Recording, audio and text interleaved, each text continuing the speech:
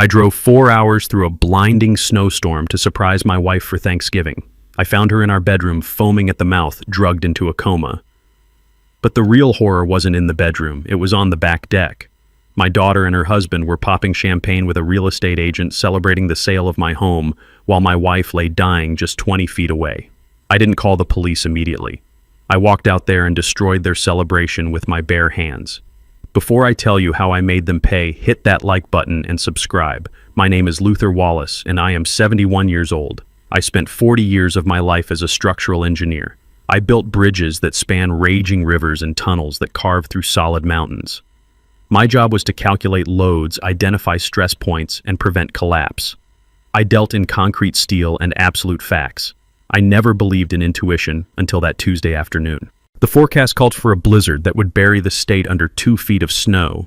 Most men my age would have stayed warm by the fire in the city, but something gnawed at the back of my mind. It was a friction in my gut I could not calculate. I told myself I just wanted to surprise Beatrice for the holiday. We had spent every Thanksgiving at our lake house for 20 years. It was our sanctuary. I packed my old pickup truck, engaged the 4-wheel drive, and headed north into the whiteout. The drive took 4 hours instead of the usual 2. Visibility was near zero. When I finally pulled into the long gravel driveway, the house stood dark against the gray sky. The silence of the woods was heavy, unnatural. The only sound was the ticking of my engine as it cooled. I grabbed my bag and crunched through the fresh snow to the front door. It was unlocked. That was the first warning. Beatrice never left the door unlocked. She was meticulous about security. I stepped inside, shaking the snow from my coat. The house was cold. The thermostat had been turned down. "Beatrice," I called out. My voice echoed in the hallway. No answer. I walked toward the master bedroom. A strange, sour smell hit me before I even reached the door. It was the smell of sickness. I pushed the door open and felt my heart stop in my chest. Beatrice was lying on the bed, still wearing her nightgown from the day before. Her breathing was shallow and ragged, a terrible rattling sound that filled the room. I rushed to her side. Her skin was clammy and cold. There was dried white foam at the corner of her mouth. Her eyes were half open but rolled back in her head, seeing nothing. "Beatrice," I said, shaking her shoulders. "Baby, wake up!" She groaned, a low, guttural sound of distress. Her hand, limp and heavy, twitched against the sheets. I looked at the nightstand. There was a bottle of her prescription anxiety medication. It was empty. It had been full when I spoke to her 2 days ago. Next to it was a glass of water with a powdery residue at the bottom. This was not an accident. Beatrice hated taking pills. She only took half a dose when absolutely necessary. She tried to focus on me. Her lips moved dry and cracked. "Luther," she wheezed. Her voice was barely a whisper, drowning in the fluid in her lungs. "Don't sign. Please, don't sign." Panic rose in my throat, but I shoved it down. I am an engineer. Panic does not solve structural failure. Action does. I reached for my phone to call an ambulance, but before I could dial, I heard a sound that made my blood freeze. Pop. It was the distinct, festive sound of a champagne cork leaving a bottle. It came from the back of the house. Then came the sound of laughter. Loud, boisterous, celebrating laughter. I looked at my wife, fighting for every breath, poisoned in her own bed. Then I looked toward the hallway. The contrast tore something open inside me. I gently placed Beatrice's hand on her chest. "Hold on," I whispered to her. "I will be right back." I walked down the hallway. The floorboards creaked under my boots. I moved toward the sliding glass doors that led to the covered deck. Through the glass I saw them. The heat lamps were glowing orange, fighting off the winter chill. My daughter Keisha was wrapped in a fur coat I knew she could not afford. Next to her was her husband Blake. He was a tall white man with a smile that looked like it had been bought from a catalog. He was holding a crystal flute of bubbling champagne. Sitting across from them was a woman I recognized immediately, Victoria Stone, the most aggressive real estate agent in the county. They were toasting. I slid the door open. The cold air rushed in, but the temperature on the deck seemed to drop 10 degrees just from my presence. To a quick sail, Blake boomed, raising his glass high, and to the old man finally losing his grip. Keisha laughed. It was a cruel, sharp sound. "Just make sure the paperwork is airtight before Dad finds out. One more dose for the old lady, and she will sign anything," Blake said, taking a sip. Then we can clean up this garbage dump and cash out. I stepped onto the wood. The heavy thud of my boots silenced them. Blake choked on his champagne. He spun around, his eyes wide. Keisha dropped her glass. It shattered on the deck, shards of crystal scattering across the expensive contract lying on the table. Dad, Keisha stammered. Her face went ashen. What are you doing here? You were not supposed to come until Thursday. I did not answer her. I looked at the contract on the table. It was titled Residential Sale Agreement. The sale price listed was $500,000. The house was worth $1.2 million. They were selling it for scraps. They were selling my life, my memories, and my wife's sanctuary for quick cash. I looked at Blake. He recovered from his shock quickly. He always did. He smoothed his designer jacket, a smirk returning to his face. Well, Luther Blake said, setting his glass down, you are early. We were just handling some business for you. Since Beatrice is indisposed. Indisposed, I repeated. The word tasted like ash. My wife is inside, foaming at the mouth, possibly dying from an overdose, and you call it indisposed. She is just sleeping, Blake said dismissively. She took a nap. Old people sleep a lot. Look, Luther, we are celebrating. We found a buyer for this money pit. Victoria here has a cash offer. He picked up the bottle of champagne to pour another glass, as if my presence were a minor annoyance. You need to sign as the secondary owner, Blake said, but do not worry if you are too confused to do it. Beatrice already agreed to give Keisha power of attorney. We are just waiting for her to wake up to finalize the signature. He was lying. Beatrice would never sell this house. And she certainly would not sign a power of attorney while drugged. I took out my phone. I did not call the police yet. I snapped a photo. One clear, high-resolution picture of the three of them. The champagne. The contract. The smiles that were fading into confusion. What are you doing? Victoria Stone asked, covering her face with a folder. She knew. She knew this was illegal. I put the phone in my pocket. I stepped forward. I am a 71-year-old man, but I have carried steel beams on my shoulders. I have worked with sledgehammers my entire life. I grabbed the edge of the heavy oak table they were sitting around. Luther, wait, Blake started. I heaved. With one motion, I flipped the entire table. The bottle of champagne flew into the air. The glasses shattered. The contract landed in a puddle of melting snow and alcohol. Victoria shrieked and jumped back. Keisha stood frozen, staring at the mess. Get out, I said. My voice was low, steady, and cold as the ice on the lake. Blake's face turned red. He stepped over the debris, puffing out his chest. He was 40 years old, 6 feet tall, and thought he was invincible because he was younger than me. He walked right up to me, close enough that I could smell the expensive liquor on his breath. You have lost your mind, old man, Blake spat. He used his chest to bump mine, trying to intimidate me. This is not your decision anymore. We are taking control. Beatrice is unfit, and frankly, you look like you are losing it too. Do not ruin my business deal. Your business deal, I said, looking him dead in the eye. You are trying to sell my house to pay your debts. I do not have debts, Blake lied. His eyes twitched. I am an investor. You are a leech, I said. Blake shoved me. It was a hard shove meant to knock me down. I stumbled back a step, but I did not fall. I planted my feet. I straightened my back. You just made a mistake, Blake, I said. I pulled my phone out again and hit record. Touch me again, I dared him. Touch me again, and I will not just call the sheriff. I will throw you off this deck into the freezing lake myself. Blake hesitated. He looked at the rage in my eyes, and he saw something he did not expect. He saw that I was not a helpless senior citizen. He saw a man who had nothing left to lose. Dad, stop, Keisha yelled, finally finding her voice. She stepped between us. You are being crazy. We are trying to help you. Mom signed the papers. She wants this. She did not sign anything, I said to my daughter. And if she did it while you were drugging her. How dare you, Keisha screamed. She played the victim instantly, tears welling up in her eyes. How dare you accuse me of hurting Mom? I have been here all week taking care of her, I scoffed. Is that what you call it? An empty bottle of pills and a coma? Get off my property, I ordered. All of you, now. Make us, Blake sneered. He crossed his arms. We are not going anywhere. We have rights. We have the power of attorney. This is Keisha's house now, technically.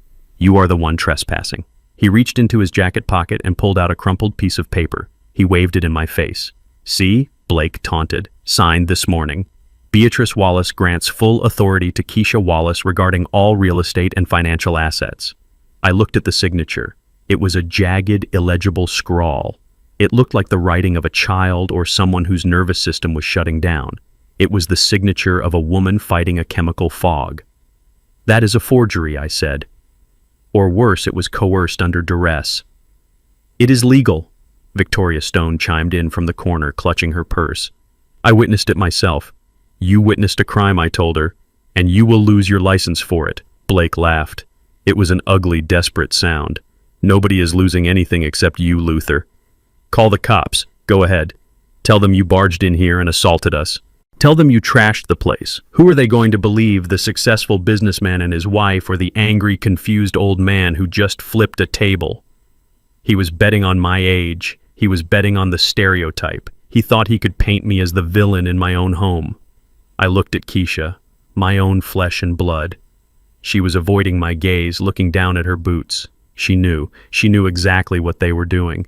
She had watched her husband pour the poison, and now she was watching him threaten her father. "Fine," I said. "I won't call the police to throw you out." I turned my back on them and walked toward the sliding door. "Where are you going, old man?" "Running away," Blake called out. "No," I said, stopping at the threshold. "I am going to get my shotgun." The silence that fell over the deck was absolute. "I am giving you 3 minutes to get off my land," I said without turning around. "If you are still here when I come back out, I will treat you as intruders who have harmed my wife. And in this state, I have the right to defend my home." I stepped inside and locked the glass door behind me. I could hear them shouting, arguing with each other now. The confidence was gone. I walked back to the bedroom. Beatrice was still unconscious, but her chest was rising and falling. I knelt beside her and checked her pulse. It was weak, thready. "I am sorry, Beatrice," I whispered. "I am sorry I let them in." I stood up.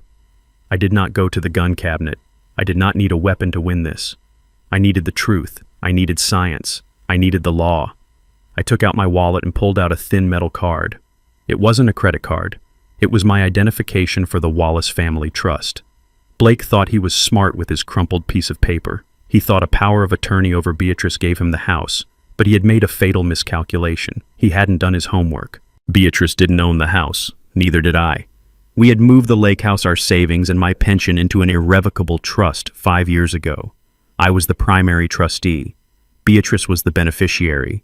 Keisha was a contingent beneficiary, but only after we were both dead. No power of attorney in the world could sell this house without my signature. Blake wasn't just a thief. He was an incompetent one.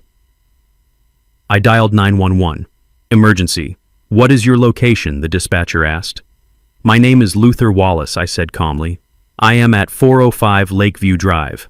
I have a medical emergency. My wife has been overdosed on prescription medication, and I have 3 intruders on my property who are refusing to leave.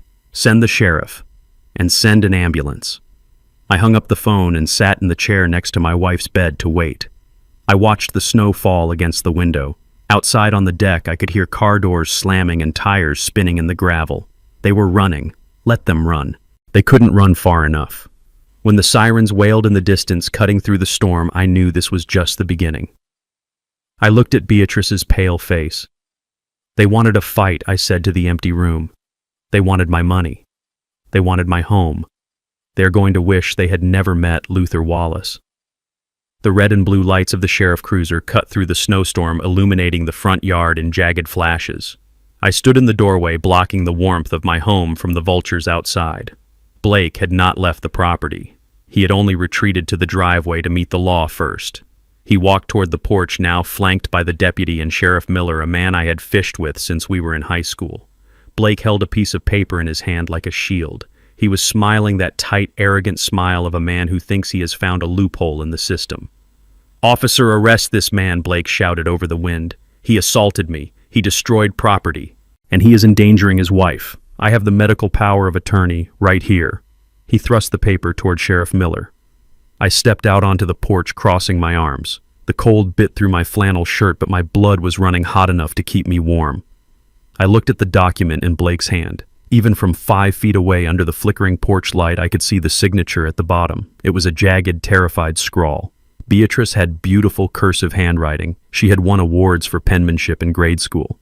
That scratch on the paper was not her signature. It was the mark of a woman whose nervous system was shutting down under the weight of sedatives. "This is a legal document," Victoria Stone added, stepping out from behind Blake. She adjusted her glasses, trying to look professional despite the snow melting in her hair. "I represent the buyer. We have a signed agreement for the sale of this property for $500,000. The funds are in escrow. If Mr. Wallace prevents this sale, he will be liable for breach of contract and damages. $500,000. The number hung in the cold air.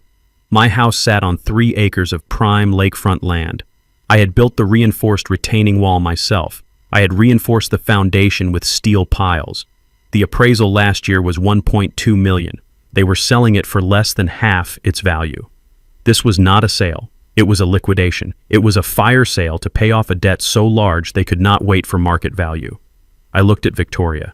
"You are selling $1 million home for $500,000 in cash. That is not a real estate transaction. That is a robbery with paperwork. It is a quick sale for cash liquidity," Blake snapped.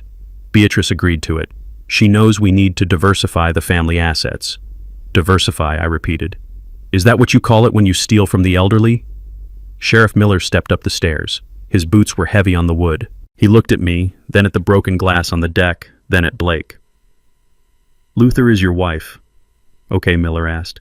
He did not ask if I assaulted anyone. He knew me. He knew I did not throw punches unless I had a reason. "She is unconscious, Jim," I said, using his first name. I called the paramedics. "They are 5 minutes out. These people drugged her." "That is a lie." Keisha screamed. She came running from the car, her face streaked with mascara tears. It was a performance. I had seen her do this since she was 16 years old whenever she wanted money for a new phone or a car. "Daddy is lying. Mom took her sleeping pills because she has a migraine. He is just mad because Mom put me in charge. He is getting old, Sheriff. He forgets things. He gets violent. Look at the table he flipped." She pointed to the wreckage on the deck. She was trying to paint me as the senile, angry black man. She was using the very stereotypes I had fought against my entire career as an engineer to discredit me in my own home. Sheriff Miller took the paper from Blake. He shone his flashlight on it. "This looks like a standard power of attorney," Miller said. He looked up at me, his eyes apologetic. "Luther, if Beatrice signed this, and if she is incapacitated right now, Keisha has the legal right to make decisions for her, including who stays in the house."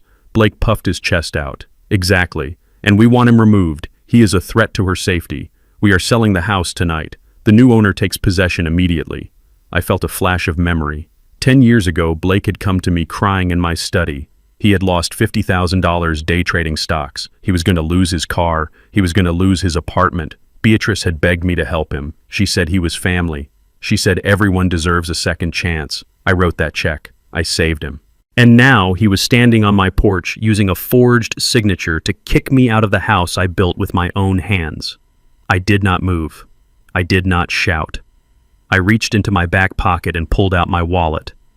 My fingers, thick and calloused from years of handling rebar, found the thin metal card I always carried. "Jim," I said to the sheriff, "you can read that paper all night. It does not matter." "What do you mean it does not matter?" Blake spat. "It is a legal document. It does not matter." I said, my voice dropping an octave, because Beatrice does not own this house. Blake froze. Keisha stopped crying instantly. "What?" Keisha whispered. I handed the metal card to Sheriff Miller. It was the certificate of trust for the Wallace family irrevocable trust. 5 years ago, I continued looking straight at Blake. I moved the deed of this house, our savings accounts, and my pension into a trust. I am the sole trustee. Beatrice is the primary beneficiary. She has the right to live here, but she does not have the right to sell it. Neither do I, not without a board review. And certainly not you. I took a step closer to Blake. "You did not do a title search, did you, Blake? You were so desperate for that cash that you just assumed the house was in her name. You assumed you could bully a sick woman into signing a paper and walk away with $500,000. Blake's face turned the color of the snow. He snatched the power of attorney back from the sheriff and looked at it as if it had betrayed him. "That is impossible," Blake stammered. "We checked the public records. You checked the tax records," I corrected him. "Which list the residents. You did not check the deed registry." Sheriff Miller looked at the trust card, then back at Blake. "Mr. Wallace is right," Miller said. "If the house is in a trust, this power of attorney cannot be used to sell it. And since Luther here is the trustee, he decides who is allowed on the property." Keisha let out a sound that was half scream, half sob. But we promised the buyer. We already spent the deposit. You spent money you did not have, I said coldly. That sounds like a personal problem. Sheriff Miller turned to Blake and Keisha. Folks, you need to leave. Mr. Wallace has asked you to vacate the premises. The paramedics are pulling in now and they need room to work. Victoria Stone, the realtor, did not say a word. She simply turned around, got into her luxury SUV, and drove away, leaving her client standing in the cold. She knew a lost cause when she saw one. Blake did not move. He stood there shaking. It was not from the cold. It was from a rage so pure and ugly it distorted his handsome face into something demonic. He had lost. The money was gone. The debt collectors were waiting. And he had no one to blame but his own incompetence. This is not over, Blake hissed. He stepped forward, invading my personal space.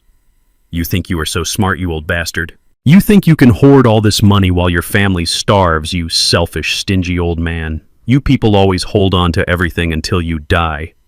You people. He did not say the slur, but it hung in the air heavy and toxic. He was a white man who had married into a black family, spent our money, eaten our food, and lived under our roof, but deep down he had always felt superior. He had always felt that our wealth was an accident and that he deserved it more. I looked at Keisha. She heard it too. She heard her husband insult her father, her race, and her heritage in one breath. But she said nothing. She just stared at the ground, defeated by her own greed. Sheriff Miller put a hand on his holster. That is enough, son. Get in your car. Blake turned to leave, but he stopped. He looked at the coat rack by the door where they had hung their expensive jackets when they arrived. I want my coat, Blake said. It is freezing out here. I looked at the coats. Keisha's faux fur and Blake's designer wool trench coat were hanging inside the warm foyer. I grabbed them. I bunched the expensive fabric in my fist. You want your coats? I asked. I threw them over the railing hard. They landed in a pile of wet, dirty slush at the bottom of the porch stairs. Get them yourself, I said, and do not ever step foot on my stairs again. Blake cursed, scrambling down the stairs to retrieve his soggy coat. Keisha followed him, sobbing real tears, now the tears of a child who realizes the candy store is closed forever. I watched them retreat to their car. The paramedics rushed past them, carrying a stretcher up the stairs. I turned my back on my daughter and her husband. I focused on the only thing that mattered, my wife, the woman who was fighting for her life in the bedroom because I had been too blind to see the snakes in my own grass. As the ambulance doors closed, I knew the war was far from over. I had won the battle for the house. But now I had to find out why they were so desperate. I had to find out how much damage they had really done. And I had to make sure they paid for every single milligram of poison they put in my wife's body. I sat in the back of the ambulance, watching the heart monitor trace jagged green lines that represented my wife's life. The vehicle swayed violently as the driver navigated the unplowed mountain roads. Every bump sent a jolt of panic through my chest. I have stood on suspension bridges during hurricanes and never felt fear like this. Beatrice lay strapped to the gurney. Her skin was the color of ash. The oxygen mask fogged with each shallow, rattling breath. Suddenly, the rhythm on the monitor changed. It went from a slow beep to a frantic, erratic drumming. Beatrice arched her back. Her limbs began to thrash against the restraints. She was seizing. The paramedic shouted something to the driver and injected a clear liquid into her IV line. I tried to reach for her hand, but the paramedic pushed me back. He told me to stay seated. I gripped the metal bench until my knuckles turned white. I am a man who fixes things. If a beam cracks, I reinforce it. If a foundation sinks, I shore it up. But I could not fix this. I watched the woman who had slept beside me for 40 years convulse under the fluorescent lights. I watched her fight a war against a chemical enemy I could not see. I felt a tear run down my face. It was hot and angry. I wiped it away. I needed to be strong. I needed to be sharp. When the seizing stopped, Beatrice went limp. She looked smaller than I had ever seen her. I leaned forward and took her cold hand in mine. I squeezed it 3 times. It was our secret signal. It meant, I love you. She did not squeeze back. The siren wailed outside, a lonely sound in the snowstorm, screaming at the world to get out of the way, because Beatrice Wallace was dying. The waiting room at the county hospital smelled of antiseptic and stale coffee. I paced the linoleum floor. I counted the tiles, 14 across, 20 down, 280 tiles. I was calculating the load-bearing capacity of the floor joists just to keep my mind from snapping. After an hour that felt like a decade, the double doors swung open. A doctor walked out. He looked exhausted. He was young, maybe 35, with tired eyes. He looked at his clipboard and then at me. "Mr. Wallace," he said. I stopped pacing. I stood straight. "Tell me," I said. He gestured for me to sit, but I refused. "I take bad news standing up." The doctor took a deep breath. "Your wife is stable for now," he said. We managed to stop the seizures and stabilize her heart rate. But we found something disturbing in her toxicology screen. I felt a cold knot tighten in my stomach. "What did you find?" I asked. "We found high levels of benzodiazepines in her system," the doctor said. "It is a powerful sedative." But that is not all. We also found a blood alcohol concentration of 0.2. That is more than double the legal limit. The combination of benzos and alcohol causes respiratory depression. It shuts down the brain's ability to tell the lungs to breathe. She was drowning in her own body. I stared at him. "Alcohol," I repeated. The word felt foreign. "My wife does not drink, doctor. Beatrice has been a teetotaler for 30 years. She does not even cook with wine." The doctor's expression hardened. He looked at me with a new intensity. "Are you certain?" he asked. "I am absolutely certain," I said. My voice was low and dangerous. "If there is alcohol in her system, someone put it there." The doctor nodded slowly.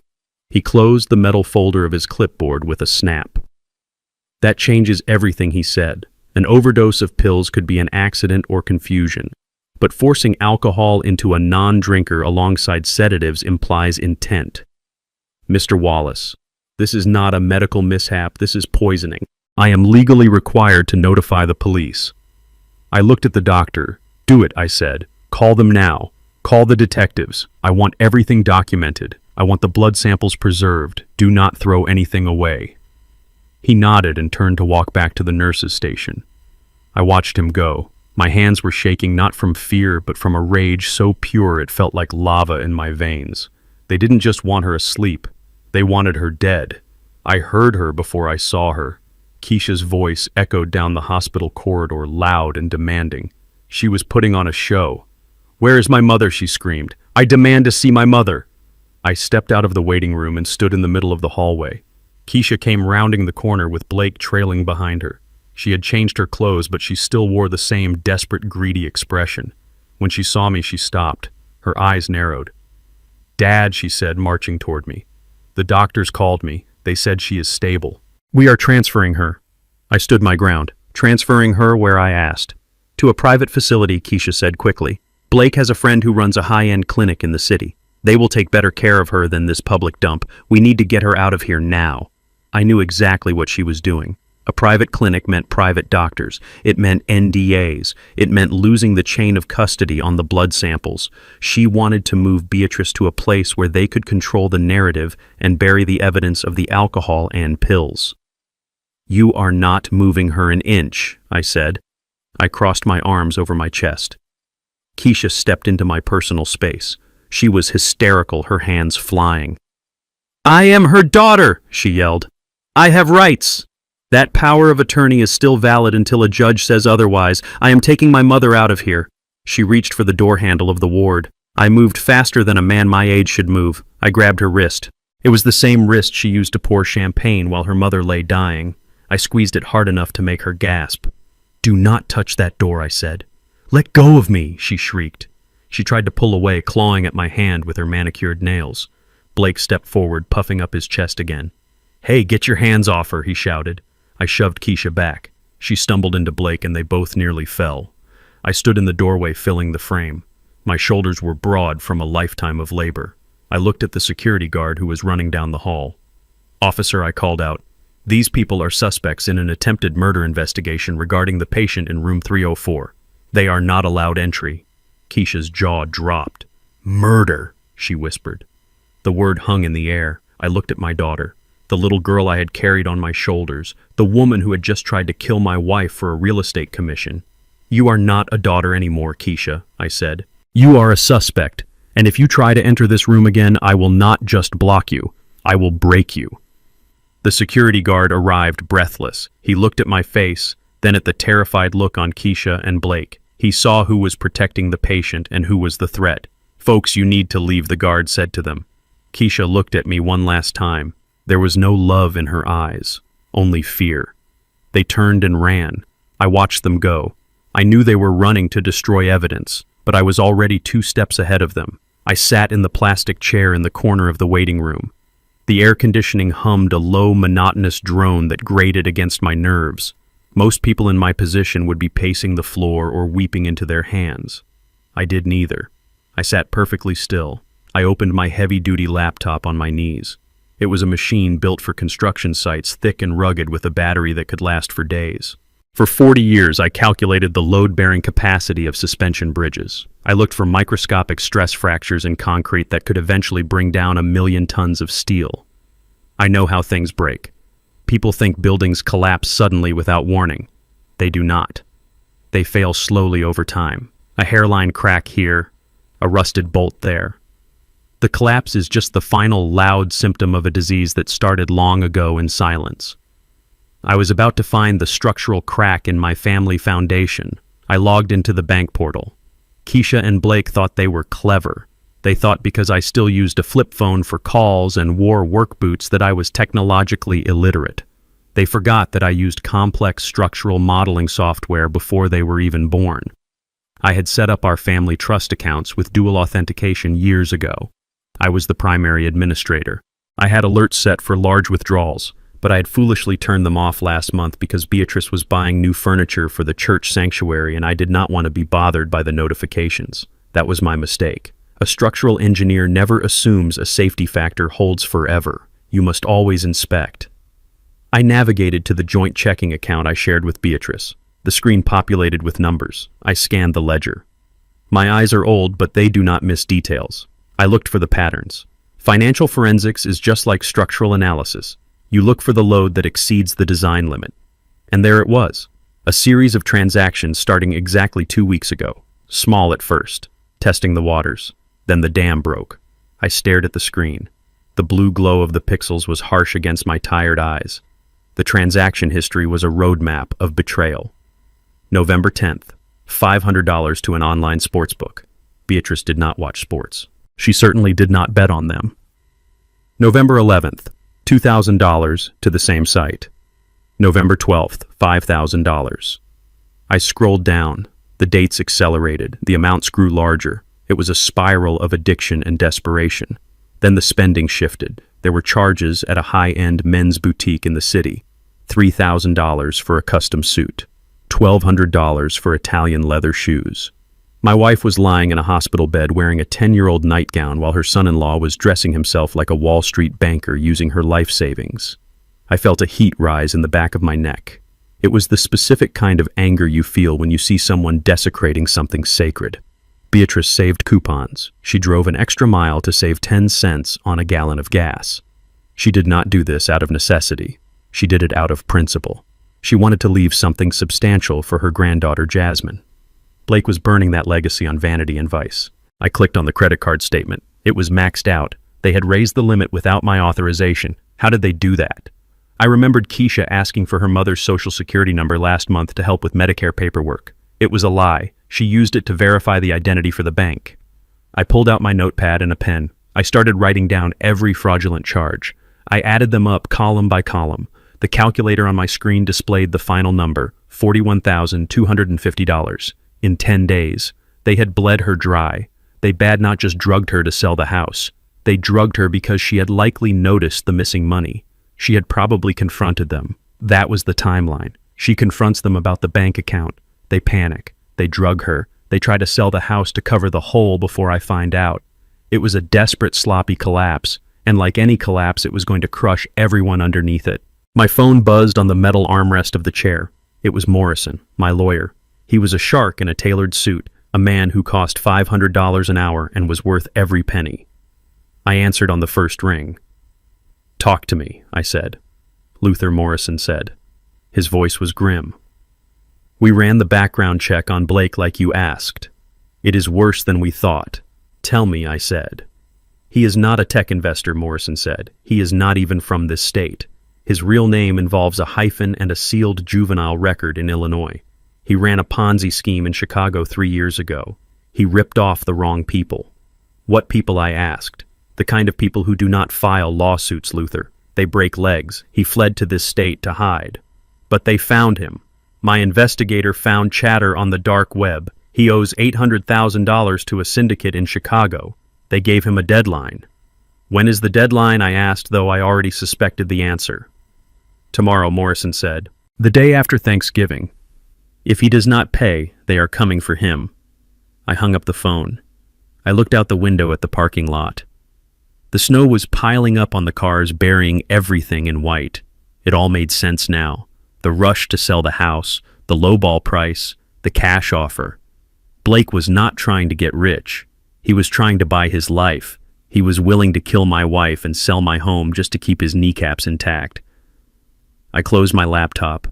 I was not dealing with a greedy relative anymore. I was dealing with a cornered rat, and rats bite when they are trapped. It was 3 in the morning and the hospital cafeteria was a ghost town of fluorescent lights and empty tables. I sat in the corner with a cup of coffee that had gone cold an hour ago. I was staring at the wall, calculating the load limits of my own sanity, when my phone buzzed. It was an unknown number. I almost ignored it, but my gut told me to answer. I flipped the phone open. "Grandpa," a voice whispered. It was Jasmine. She was crying.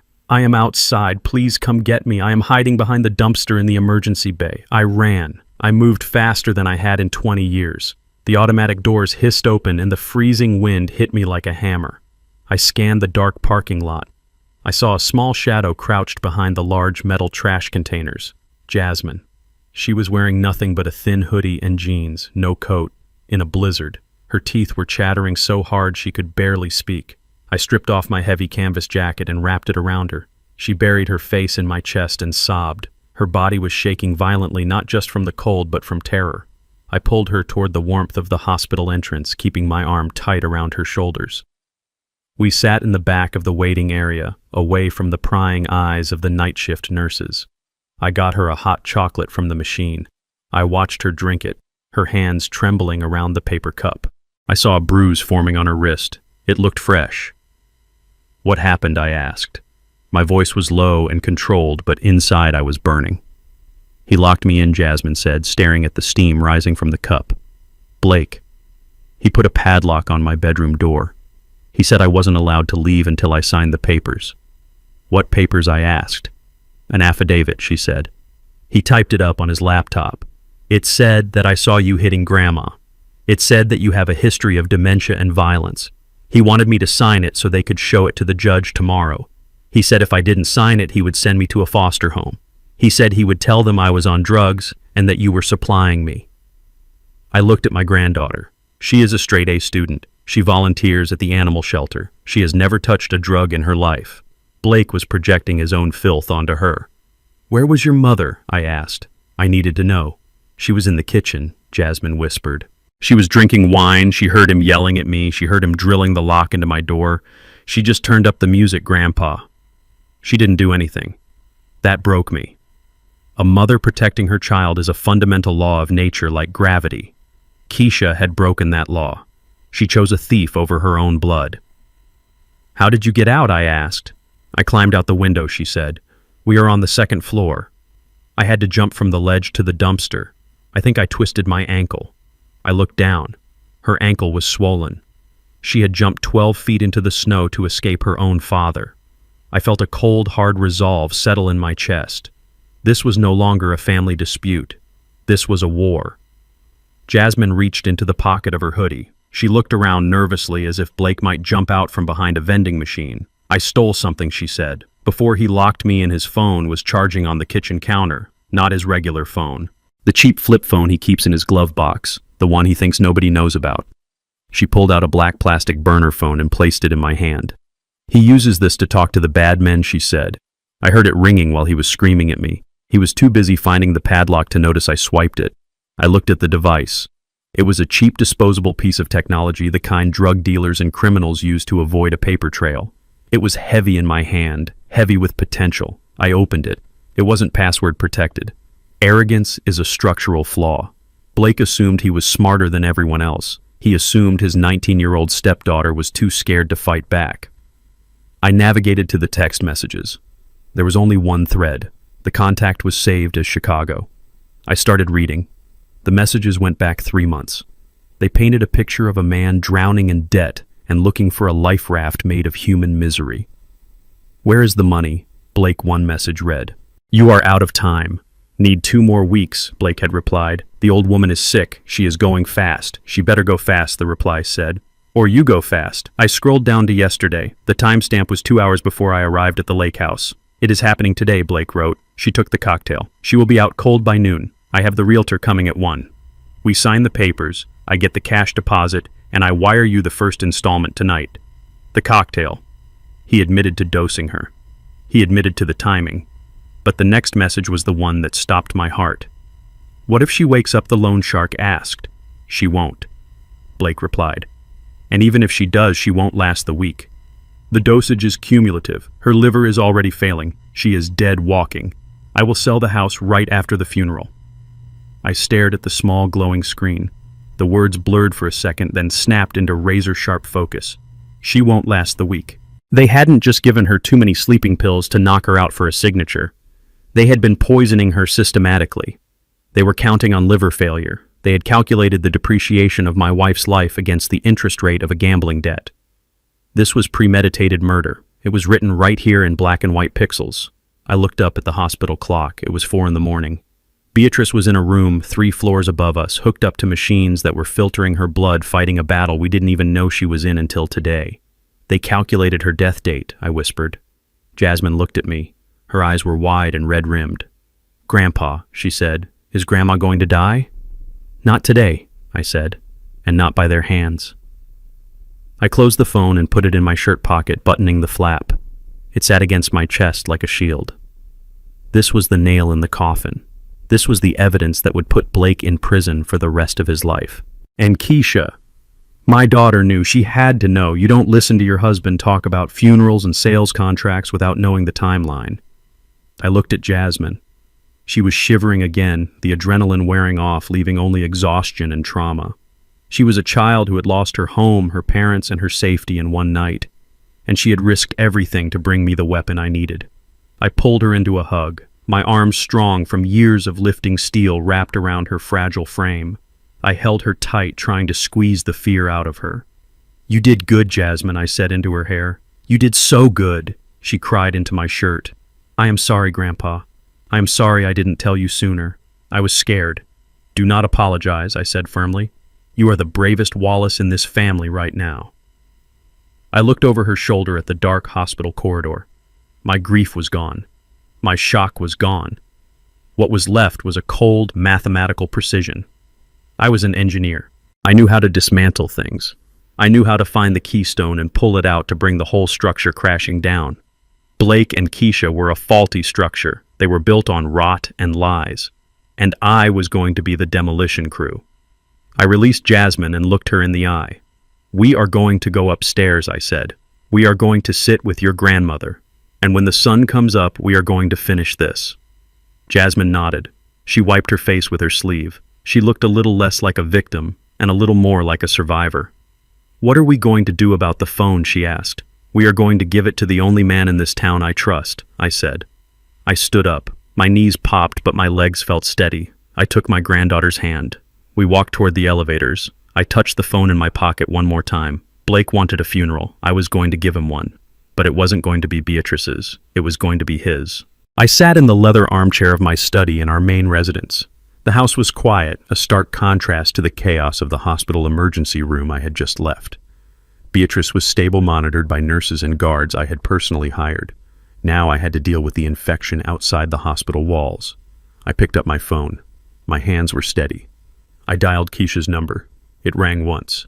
She answered immediately, her voice sharp and defensive. "What do you want now, Dad?" she asked. "Are you calling to threaten us again with your shotgun?" I took a deep breath, forcing my voice to sound weary.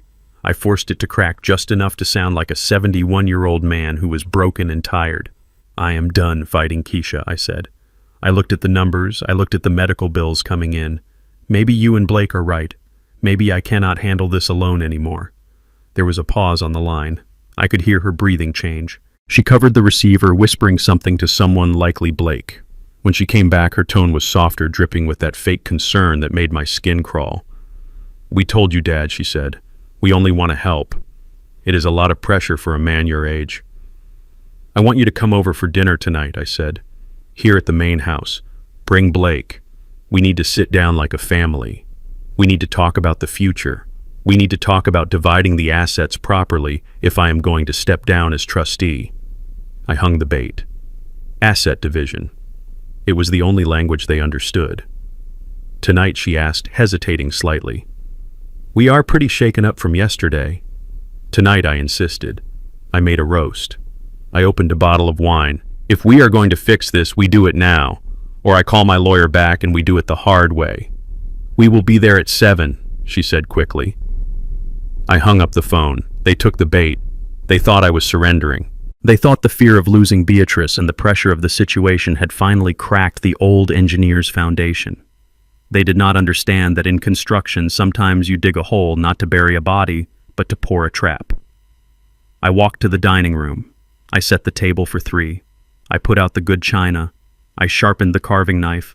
I placed it next to my plate. The steel glinted under the chandelier. I was not cooking a roast. I ordered takeout from the corner bistro and put it on fancy platters. I did not have the stomach to cook for parasites. I sat at the head of the table and waited.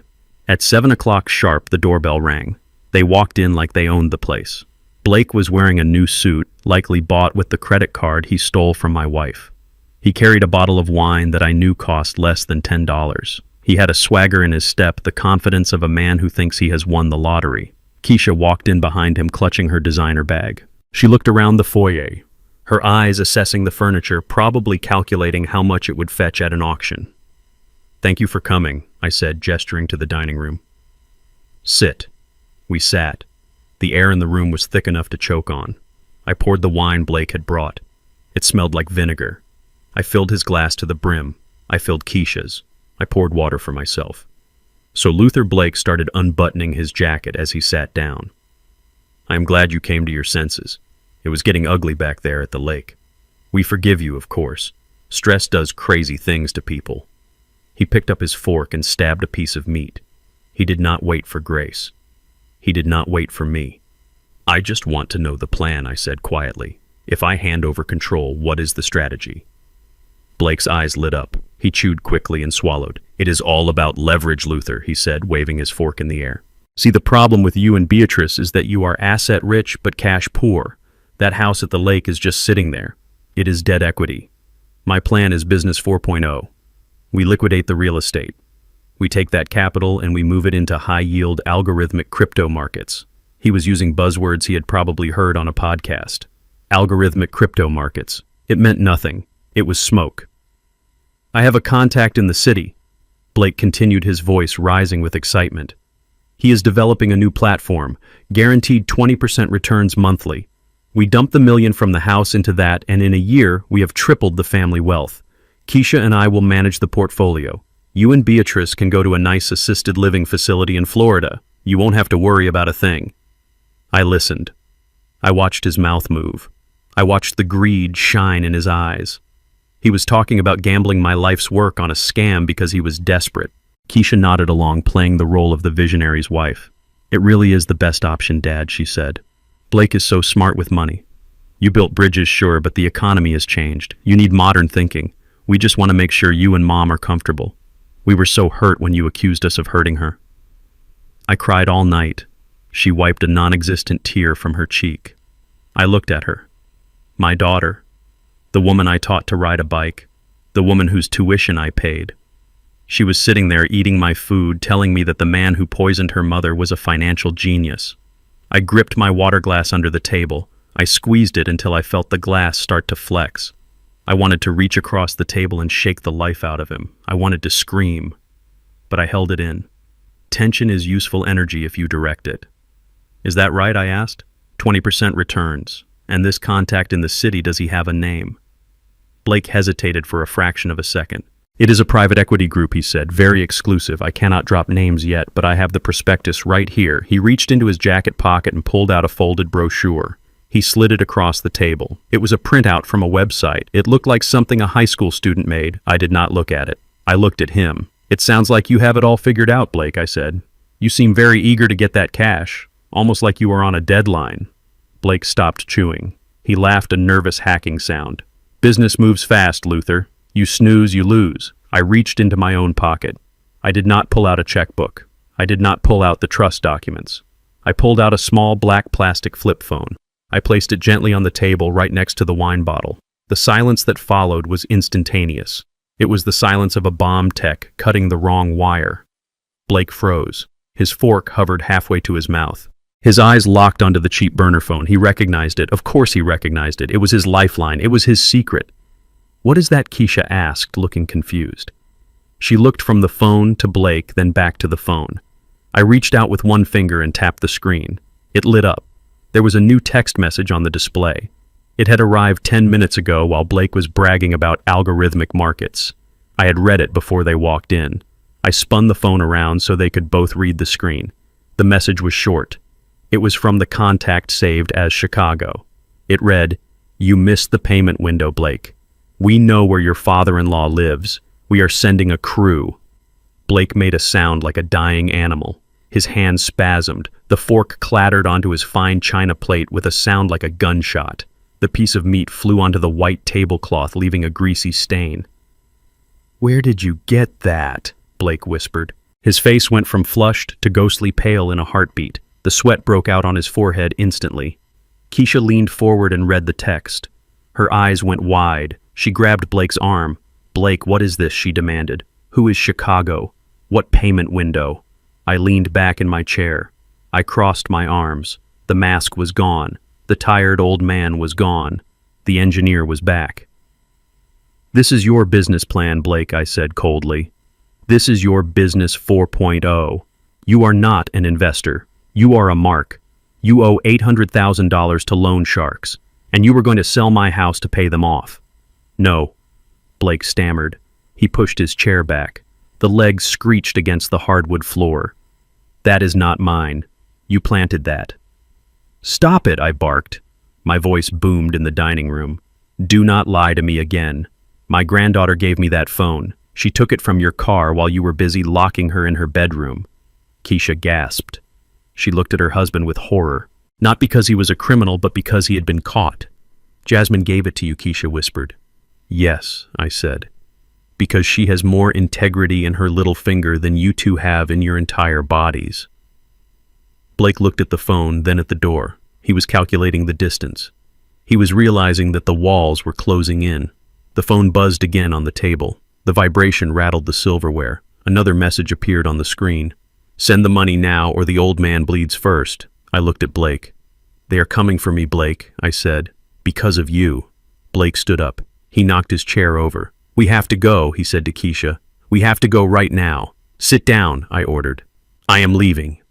Blake shouted. He was panicking. He was a rat in a burning cage. "You can leave," I said calmly. "But my lawyer already sent a copy of these texts to the FBI and the local police. And the men coming for you, they are not looking for me. They are tracking the GPS on that phone." I pointed at the burner phone sitting on my dining table. "And right now that phone says you are here." Blake looked at the phone as if it were a radioactive isotope. He lunged for it. He grabbed it off the table and threw it against the wall. It shattered into pieces. "You crazy old fool," Blake screamed. "You led them right to us." I picked up my wine glass. I took a sip of water. "I didn't lead them anywhere, Blake. You did. I just set the table. You destroyed the phone, Blake, but you cannot destroy the data cloud." I reached under the table and pulled out a thick manila envelope that my lawyer Morrison had couriered to the house an hour before dinner. I tossed it onto the white tablecloth. It landed with a heavy thud right between the spilled wine and the fine china. "What is this?" Keisha asked, her voice trembling. She was looking at her husband with wide, terrified eyes, but Blake refused to look at her. He was staring at the envelope like it was a bomb. "Open it, Keisha," I said. "Read the first page." She reached out with a shaking hand and slid the papers out. I watched her face as she read. I watched the confusion turn to disbelief and then to horror. It was a forensic accounting report of Blake's activities over the last 3 years. It detailed every loan, every gamble, and every lie. This says I took out a loan for $200,000, Keisha whispered. She looked up at me. Dad, I never took out a loan. I have a 700 credit score. I am careful. Keep reading, I said. Look at the date. Look at the signature. She flipped the page. She gasped. It was a digital copy of a loan agreement from a predatory lending firm in Nevada. The interest rate was 60%. The signature at the bottom was hers, but it was clearly forged. The notary stamp belonged to a woman who had been dead for 2 years. He stole your identity, Keisha, I said, my voice flat and hard. He used your social security number, your maiden name, and your credit history to secure bridge loans when his own credit tanked. You do not just have a husband with debt. You are the debt. You owe $200,000 to criminals, and you did not even know it until right now. Keisha turned to Blake. She held the paper up her hand, shaking so violently it made a rattling sound. Tell me this is a mistake, Blake, she pleaded. Tell me Dad is lying. Tell me you did not do this to me. Blake did not answer. He was breathing hard, his eyes darting around the room looking for an exit that did not exist. He maxed out your cards first, I continued relentlessly. Then he took out a second mortgage on your condo in the city. Then when he ran out of legal options, he went to the sharks using your name as collateral. Why do you think he was so desperate to sell the lake house, Keisha? He was not trying to build a crypto empire. He was trying to pay off the bounty on your head before they came to collect it. You monster, Keisha screamed. The sound tore through the dining room. You told me you were protecting our future. You told me you were handling the finances because you were better at math. You were stealing from me. You were drowning me. She stood up, knocking her chair backward. She threw the papers in his face. I trusted you, she wailed. I helped you drug my mother because I thought we were partners. I thought we were building something. And you were just using me as a shield, Blake snapped. The pressure vessel finally burst. He stood up and slapped the papers away, his face contorted into a mask of pure ugliness. He was done pretending to be the suave businessman. He was done pretending to be the loving husband. The rat had turned into a wolf. Shut up, you stupid woman, Blake roared. He grabbed Keisha by the shoulders and shook her hard. Do not act innocent now. You liked the clothes, didn't you? You liked the dinners. You liked pretending you were high society. Where did you think the money came from, Keisha? Did you think it fell from the sky? I thought you were working, Keisha sobbed, trying to push him away. Working. Blake laughed, a cruel barking sound. I was hustling. I was keeping us alive while you played house. And you were useless, Keisha. Absolutely useless. He shoved her backward. She stumbled against the sideboard, knocking over a vase. I married you for one reason, Blake spat, stepping toward her. I married you because you said your parents were loaded. You said your dad was a big-shot engineer with millions in the bank. You said your mom was soft and easy to manipulate. But you could not even close the deal, could you? He pointed a finger in her face, poking her hard in the forehead with every word. You could not get the money, he shouted. You could not get the signature. You could not even handle your own mother without screwing it up. You are a parasite, Keisha. Parasite. A useless, whining parasite who does not know how to extract value from her own assets. I saw the realization hit Keisha like a physical blow. He had never loved her, not for a second. She was just another mark. She was just another bridge he planned to burn once he crossed it. I hate you, Keisha screamed. She lunged at him, clawing at his face. Her nails raked down his cheek, leaving red lines. Blake roared in pain and anger. He grabbed her by the throat. He lifted his fist. He was going to beat her. He was going to hurt my daughter right there in my dining room in front of my eyes. He pulled his arm back, his eyes black with violence, ready to strike her down. Click. The sound was small, but in the silence of the room it sounded like a cannon shot. It was the mechanical sound of a safety being disengaged. Blake froze. His fist hovered in the air. He looked past Keisha to the head of the table. I was standing. In my right hand, resting steady on the white tablecloth, was my Colt 1911. It is a heavy gun made of steel and history. I have owned it for 30 years. I kept it clean, I kept it oiled, and right now it was pointed directly at the center of Blake's chest. Let her go, I said. My voice was not loud. It did not need to be. It was the voice of a man who knows exactly how much pressure it takes to pull a trigger. Blake's eyes went wide. He looked at the gun, then at me. He slowly lowered his fist. He released Keisha's throat. She collapsed to the floor, gasping for air, holding her neck. Are you crazy? Blake whispered. You are going to shoot me. I am not crazy, Blake, I said. I am protecting my home. In this house we do not hit women, and we do not threaten family. You are threatening me, he said, raising his hand slowly. No, I said. I am establishing order. You came into my house, you ate my food, you insulted my lineage, and now you try to beat my daughter. That stops now. I gestured with the barrel of the gun. Sit down, I ordered.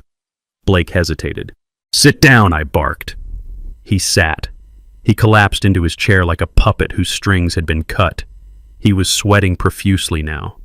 The arrogance was gone, replaced by the primal fear of a man facing consequences for the first time in his life. Keisha. Get up, I said to my daughter. Sit in your chair. Keisha pulled herself up. She was shaking uncontrollably. She sat down opposite her husband, wrapping her arms around herself. She looked at me with terror, but also with something else. Gratitude. For the first time in years, she looked at me and saw her father, not an ATM. I kept the gun on the table. I kept my hand on the grip. My finger was outside the trigger guard, disciplined and ready. We are going to finish this dinner, I said. And you are going to listen to what is going to happen next. This is not a negotiation. This is a sentencing hearing. And I am the judge. The heavy oak door to my study creaked open behind me, slicing through the tension in the dining room like a cold draft. Blake jumped in his seat, his eyes darting from the gun on the table to the shadow emerging from the hallway. He thought we were alone. He thought this was just a family dispute that could be solved with yelling and violence. He was wrong. I do not enter a structural failure zone without a safety team. Morrison stepped into the light. My lawyer was a man who looked like he was carved out of granite and dressed in a $3,000 suit. He held a thick leather briefcase in one hand and a stack of legal documents in the other.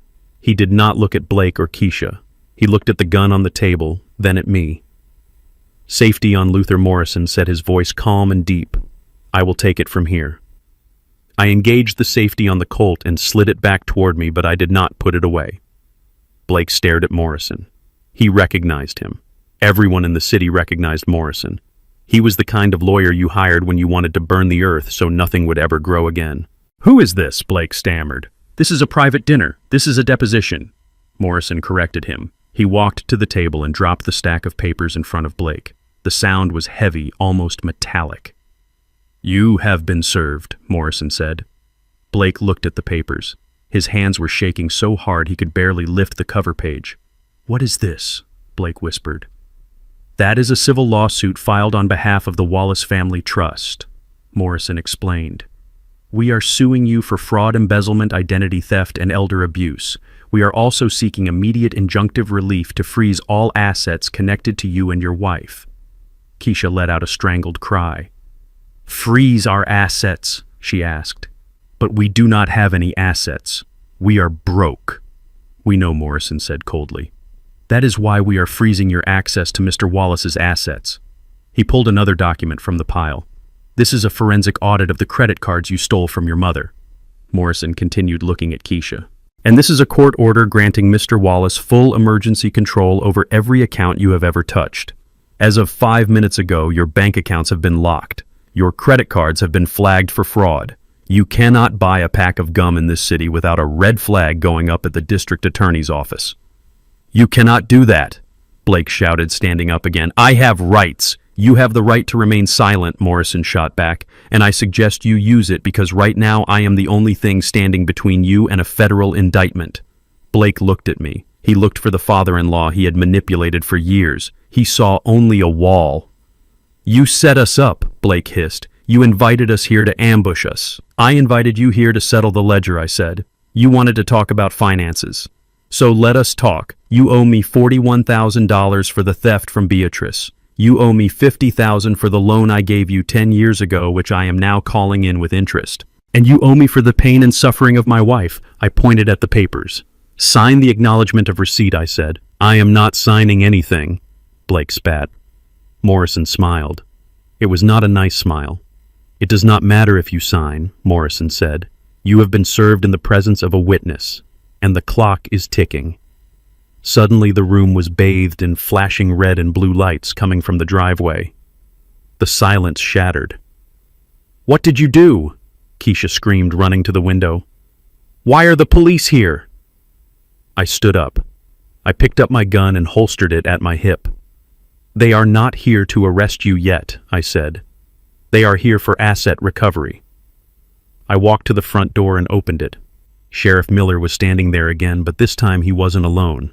He was accompanied by a tow truck driver and 2 deputies. The massive tow truck was already backing up to the Mercedes G-Wagon parked in my driveway. The SUV that Keisha drove. The SUV she loved more than she loved her own daughter. "Hey, stop that!" Blake yelled, running out the door past me. "That is my car. You cannot touch that." Sheriff Miller stepped in front of Blake, his hand resting on his belt. "Step back, son," Miller warned. "We are executing a repossession order. That car belongs to Luther Wallace Construction," I said, stepping out onto the porch. "I bought it 5 years ago as a company vehicle. I let Keisha drive it as a favor." Keisha ran out into the cold. She was not wearing a coat.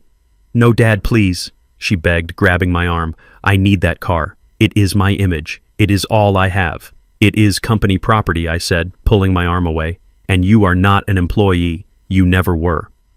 I looked at the tow truck driver. "Hook it up," I ordered. The driver nodded and started lowering the boom. The sound of chains rattling was the only music Keisha deserved.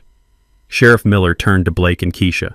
"I also need you to turn over any and all keys to properties owned by Mr. Wallace," Miller said. "That includes the lake house, the main residence, and any keys to his vehicles." Blake looked at me with pure hatred. He reached into his pocket and pulled out a keychain. He threw it on the ground at my feet. "Take them," he spat. "I do not want anything from you. Everything," I said. Miller stepped forward. "Empty your pockets, Blake." Blake froze. He looked at the sheriff, then at me. "Do it," Miller said, his voice hardening. Blake reached into his jacket. He pulled out a wallet. "Open it," Miller commanded. Blake opened the wallet. "Remove the credit cards," Miller said. "Specifically the American Express and the Visa ending in 4092. "Those are my cards," Keisha cried. "They are supplementary cards on my account," I corrected her. "And I am revoking your privileges."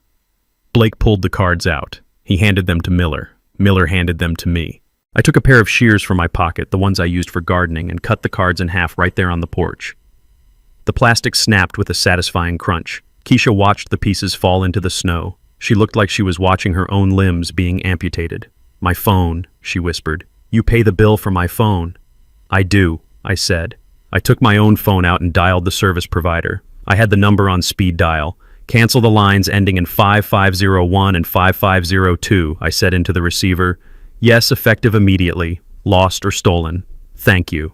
Keisha's phone, which she was clutching in her hand, went dark. The screen didn't turn off, but the signal bars vanished. She was disconnected. She was offline. For a woman like Keisha, that was a fate worse than death. "You are stripping us," Blake said, his voice trembling with rage. "You are leaving us with nothing." "I am leaving you with exactly what you earned," I said. "Nothing." The tow truck engine roared. The Mercedes lifted into the air, its alarm chirping once before falling silent. The driver secured the chains. "Get off my property," I said. Sheriff Miller pointed to the end of the driveway. "You heard him," Miller said. "Move along." "But we do not have a car," Keisha wailed. "How are we supposed to leave?" "Walk," I said. Blake looked at the long, dark driveway. It was a mile to the main road. The snow had stopped falling, but the ground was covered in ice. The temperature was dropping. "You cannot do this," Blake said. "It is freezing." "You should have thought about that before you tried to kill my wife," I said. I turned around and walked back into the house. Morrison followed me. Sheriff Miller stayed on the porch watching them to make sure they left. I stood by the window in the dining room watching them. They stood in the driveway, bathed in the harsh security lights. They looked small. They looked pathetic. Blake turned on Keisha. I could not hear the words through the double-paned glass, but I saw the body language. He was screaming at her. He was waving his arms, pointing at the house, then at her. He was blaming her. He was blaming her for not securing the money. He was blaming her for his debts. He was blaming her for his own incompetence. Keisha was crying, reaching out for him, trying to grab his arm. She was begging him. She was terrified of being alone. Blake shoved her away. He pushed her hard enough that she slipped on the ice and fell to her knees. He did not help her up. He spat on the ground next to her. Then he turned and started walking. He walked down the driveway, his expensive leather shoes slipping on the snow. He buttoned his suit jacket against the wind, but it was flimsy protection. He walked away into the darkness, leaving his wife kneeling in the slush. Keisha watched him go. She screamed his name. I could hear it faintly through the glass. Blake. Blake, come back. He did not look back. He kept walking until the darkness swallowed him. Keisha sat there in the driveway of the home she grew up in, the home she tried to steal. She was alone. Her husband had abandoned her. Her father had rejected her. Her mother was in the hospital because of her. She looked up at the window. She saw me standing there. She raised a hand as if to wave or to beg. I reached out and closed the heavy velvet drapes. I turned back to the room. Morrison was packing his briefcase. "Is it done?" he asked. "It is done," I said. I sat down at the table. The gun was still there. The food was cold. The wine was spilled. I poured myself a glass of water. My hands were finally shaking. Not from fear, but from the adrenaline crash. I had just dismantled my family. I had just thrown my daughter to the wolves. But then I remembered Beatrice's face in the hospital bed. I remembered the foam at her mouth. I remembered the text message on the burner phone. She won't last the week. I took a drink of water. It tasted clean. They made their choice, I said to the empty room. Now they have to live in the cold. I sat in the dark of my study, illuminated only by the blue light of my laptop screen. It was 2 a.m, but sleep was a luxury I could not afford. My phone buzzed incessantly on the desk. It was not a call. It was a notification from social media. Someone had sent me a link. I clicked it. A video popped up. It was a live stream recorded an hour ago. The background was dark and snowy. The only light came from a street lamp overhead. It was Keisha. She was sitting on the curb at the end of my driveway, shivering in the cold. Her makeup was smeared. She looked broken. She looked like a victim. But when she started speaking, I realized she was not broken. She was calculating. "Please help me," Keisha sobbed into the camera lens. "I am homeless. My own father just kicked me out into a blizzard. He took my car. He took my cards. He left me here to freeze." She paused to wipe her nose with the back of her hand. The comments on the side of the screen were scrolling by so fast they were a blur. "Poor girl. What a monster. Call the police. He hates me." Keisha continued, her voice trembling with practiced emotion. "He has always hated me because I dared to marry a white man. He is a bigot. He called my husband horrible names. He said he would never let a white man inherit his money. That is why he did this. He framed Blake.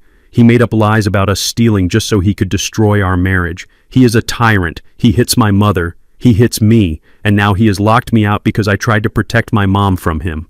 I watched in silence. My hands gripped the edge of the mahogany desk. I have lived 71 years as a black man in America. I have fought for every inch of respect I have. I built bridges that connect communities. And now my own daughter was using the pain of our history as a weapon against me. She was painting me as the villain in a racial drama she had invented.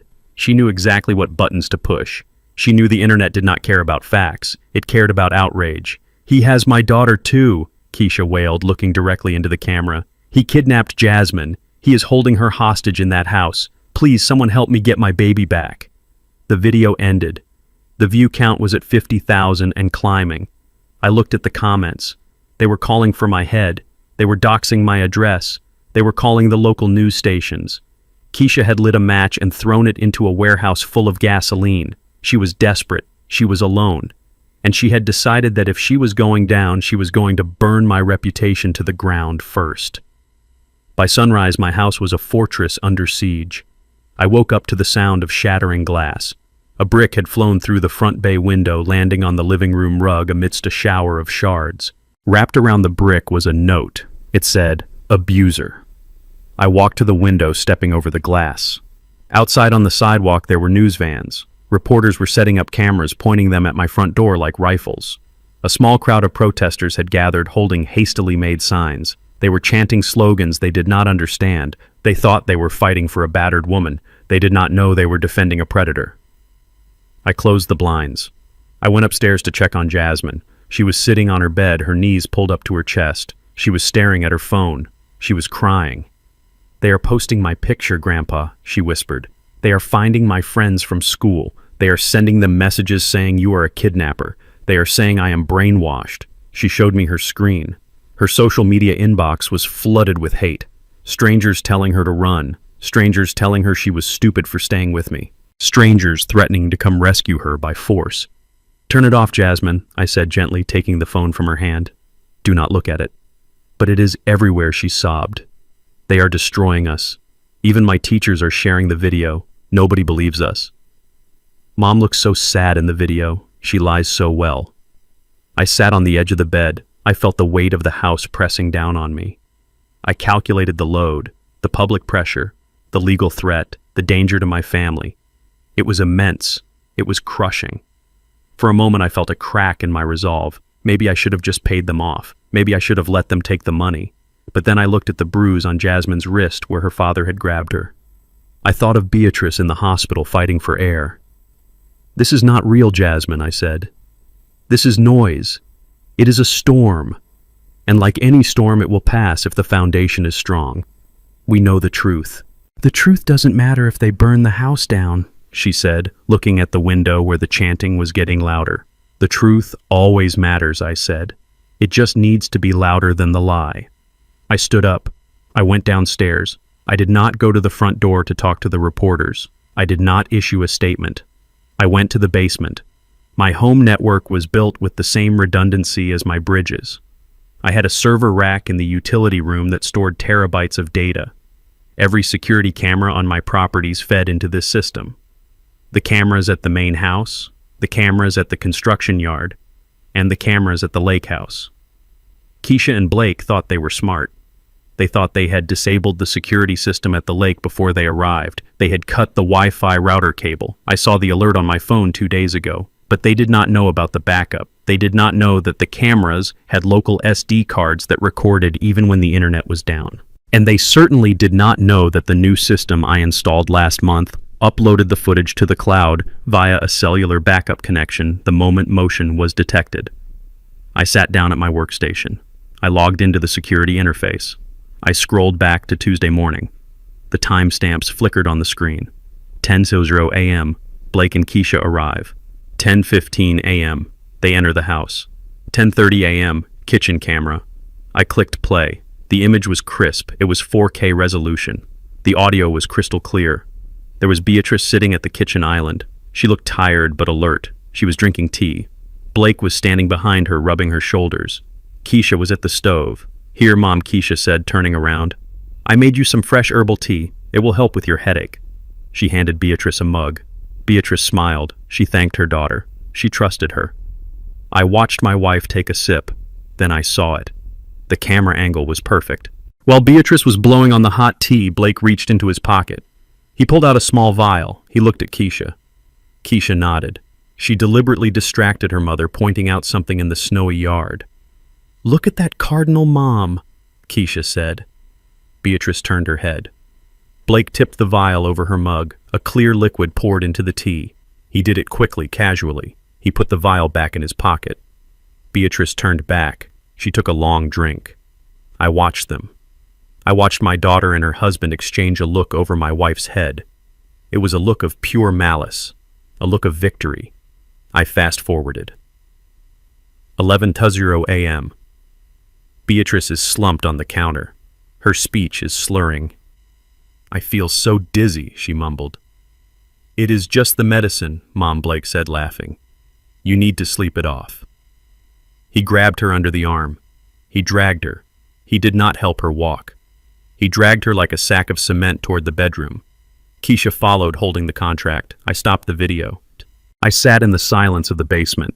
The chanting outside was muffled. The brick in the living room was forgotten. Keisha wanted a media war. She wanted to play the victim on a screen. She wanted to use video to destroy me. I looked at the file on my computer. I right-clicked. I selected download. "You want to be famous, Keisha?" I whispered to the screen. "I am going to make you famous." I picked up my phone. I dialed the number for the news station that was currently parked on my lawn. I did not want an interview. I wanted to make a donation to their investigative journalism department. "Send a producer to the back door," I said when they answered. "Come alone. I have something you are going to want to air on the 6 o'clock news." I bypassed the local news van parked on my lawn. They were looking for sound bites and drama. I was looking for a verdict. I sent the files to the investigative unit at Channel 4 in the city. They were the station with the widest reach in the state and an anchor known for breaking corruption scandals. I uploaded the security footage, the audio files, and the toxicology report I had received from the hospital. Then I sat back in my leather chair and turned on the television. It was 6:00. The evening news intro played. The anchor looked serious. She looked into the camera and said, "Tonight, we have a disturbing update on the viral story of the lake house eviction. What you are about to see may be shocking to some viewers." My heart hammered a slow, heavy rhythm against my ribs. On the screen, the footage from my kitchen began to play. It was in high definition. The timestamp was clear. There was Beatrice sitting at the island, trusting and vulnerable. There was Keisha distracting her, pointing out the window at a bird that did not exist. And there was Blake. The camera caught the light reflecting off the small glass vial in his hand. It caught the clear liquid splashing into the steaming mug, but the audio was what sealed their fate. The microphone picked up Blake's chuckle. It was a low, nasty sound, the sound of a man who thinks he has gotten away with murder. Then came his voice, clear as a bell. "Drink up, Mom. It will help you sleep." I watched the broadcast. I watched the anchor freeze frame the video right as Blake poured the poison. She zoomed in. She brought up the toxicology report next to his face. Lethal levels of sedatives mixed with alcohol, the graphic read. Then she played the clip of Keisha celebrating on the deck, holding the champagne glass while her mother lay in a coma 20 feet away. The contrast was brutal. It was undeniable. It stripped away the narrative of the poor, victimized daughter and revealed the cold, calculating predator underneath. Outside my house, the noise changed. The chanting stopped. The shouting died down. I walked to the window and peered through the blinds. The protesters were looking at their phones. I saw a woman who had been holding a sign that said, "Save Keisha, lower it slowly to the ground." She looked at the house, then she looked at her friends. They started walking away. They left their signs in the snow. They realized they had been marching for a monster. The news van started packing up. They were not leaving to go home. They were leaving to find Keisha. The story had flipped. I was no longer the villain. I was the father who had caught a snake in his kitchen. The digital backlash was instantaneous and violent. The internet is a pendulum, and when it swings back, it cuts deep. Keisha had built her entire defense on the court of public opinion. She had invited the world into our family business, hoping they would destroy me. Now that same world was turning its gaze on her. My phone started buzzing with notifications from friends and neighbors, people who had been too afraid to call me when I was the bad guy. Now they were all apologies and outrage, but I did not care about their apologies. I cared about the notification that popped up on the local news feed an hour later. Keisha worked at a prestigious private preschool in the suburbs. It was a place that prided itself on family values and safety. Parents paid $20,000 a year to send their children there. They trusted the teachers implicitly. Within 30 minutes of the broadcast, the school's social media pages were flooded. Parents were demanding answers. They were asking why a woman who poisoned her own mother was allowed to supervise their toddlers. They were threatening to pull their children out immediately. The school board did not hesitate. They did not wait for a hearing. They went into damage control mode. Keisha called me at 8:00. She was hysterical. Her voice was so high and frantic I could barely understand her. "Daddy, what did you do?" she screamed. "The headmaster just called me. I am fired. They fired me via email, Dad. They said I violated the morals clause. They said I am a liability. I have 10 years of tenure. You ruined my career. You poisoned my wife," I said into the phone. My voice was calm, cold, and absolute. "You drugged your mother. You toasted to her death. Did you think there would be no consequences? Did you think you could smile for the cameras and hide the knife behind your back forever?" "But I am a teacher," she sobbed. "That is all I know how to do. Who is going to hire me now? My face is everywhere. They are calling me the champagne killer. No one is going to hire you, Keisha," I said. "You are done. You destroyed your own name. You traded your reputation for a chance at a quick payday, and you lost both." I heard Blake shouting in the background. He was panicking. He sounded like a trapped animal. "We have to leave," he was yelling. "We have to go now, Keisha. Get off the phone." I hung up on her. I did not need to hear any more. I looked at the comments on the news article. Thousands of them. People analyzing her body language in the video, people calling for her arrest, people digging up old photos of her spending money she did not have. The internet was dissecting her life piece by piece. She wanted fame. I gave it to her. Now she was the most famous woman in the state for all the wrong reasons.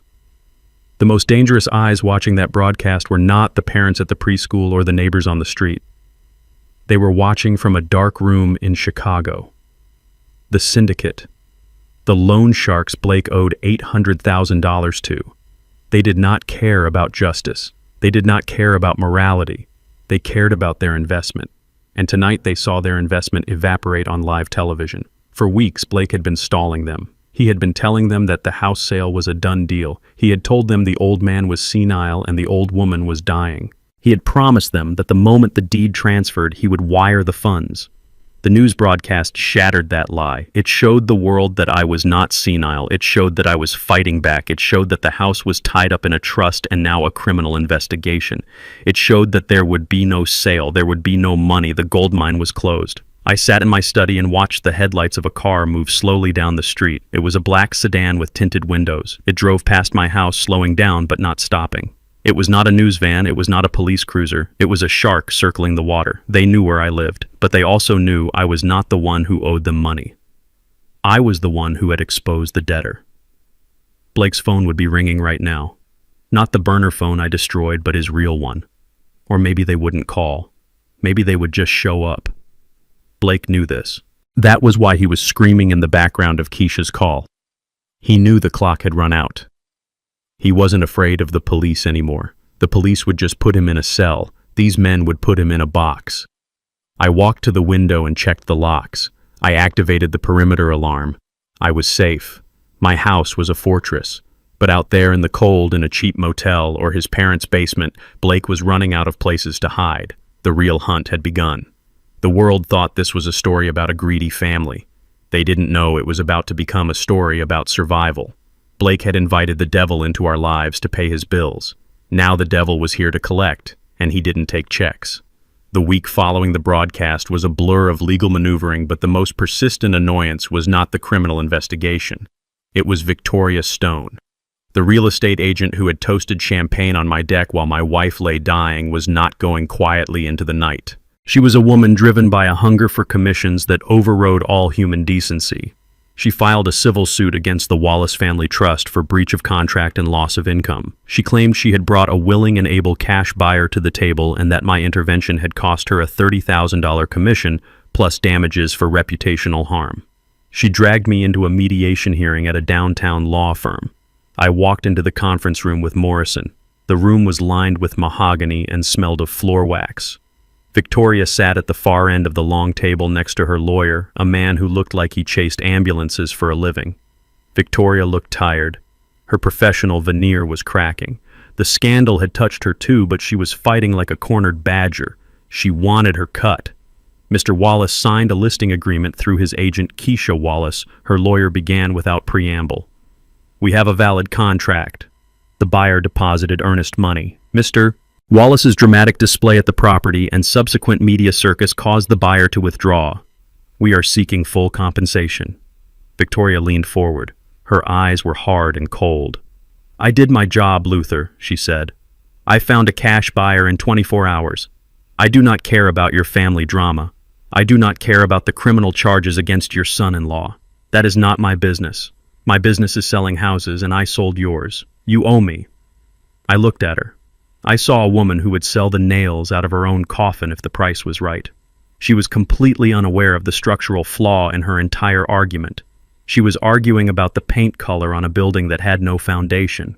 "Are you done?" I asked. "I am done when I get a check," Victoria snapped. I looked at Morrison. He was smiling that shark smile of his.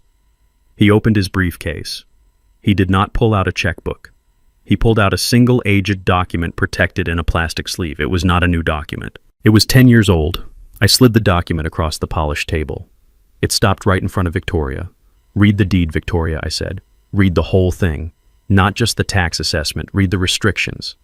Victoria looked confused. She picked up the paper. She adjusted her glasses. I watched her eyes scan the legal text. I watched the moment she hit the paragraph that mattered. Her face went slack. The color drained out of her cheeks, leaving her looking gray and old. "What is this?" she whispered. 10 years ago, Beatrice was diagnosed with stage 3 ovarian cancer," I said. My voice was steady, but the memory still hurt. The insurance had caps. The experimental treatments were expensive. We needed cash fast, but I refused to mortgage our future to a bank. So I made a deal. I pointed at the document in her hand. I sold the land rights to the State Nature Conservancy, I explained. The lake house sits on a protected watershed. They wanted to ensure no one would ever develop condos on that shoreline. They paid me $600,000 for the development rights. In exchange, I retained what is called a life estate. I leaned forward. "Do you know what a life estate is, Victoria?" I asked. She did not answer. She just stared at the paper, her hands trembling. "It means Beatrice and I have the right to occupy the structure until the moment of our deaths," I said.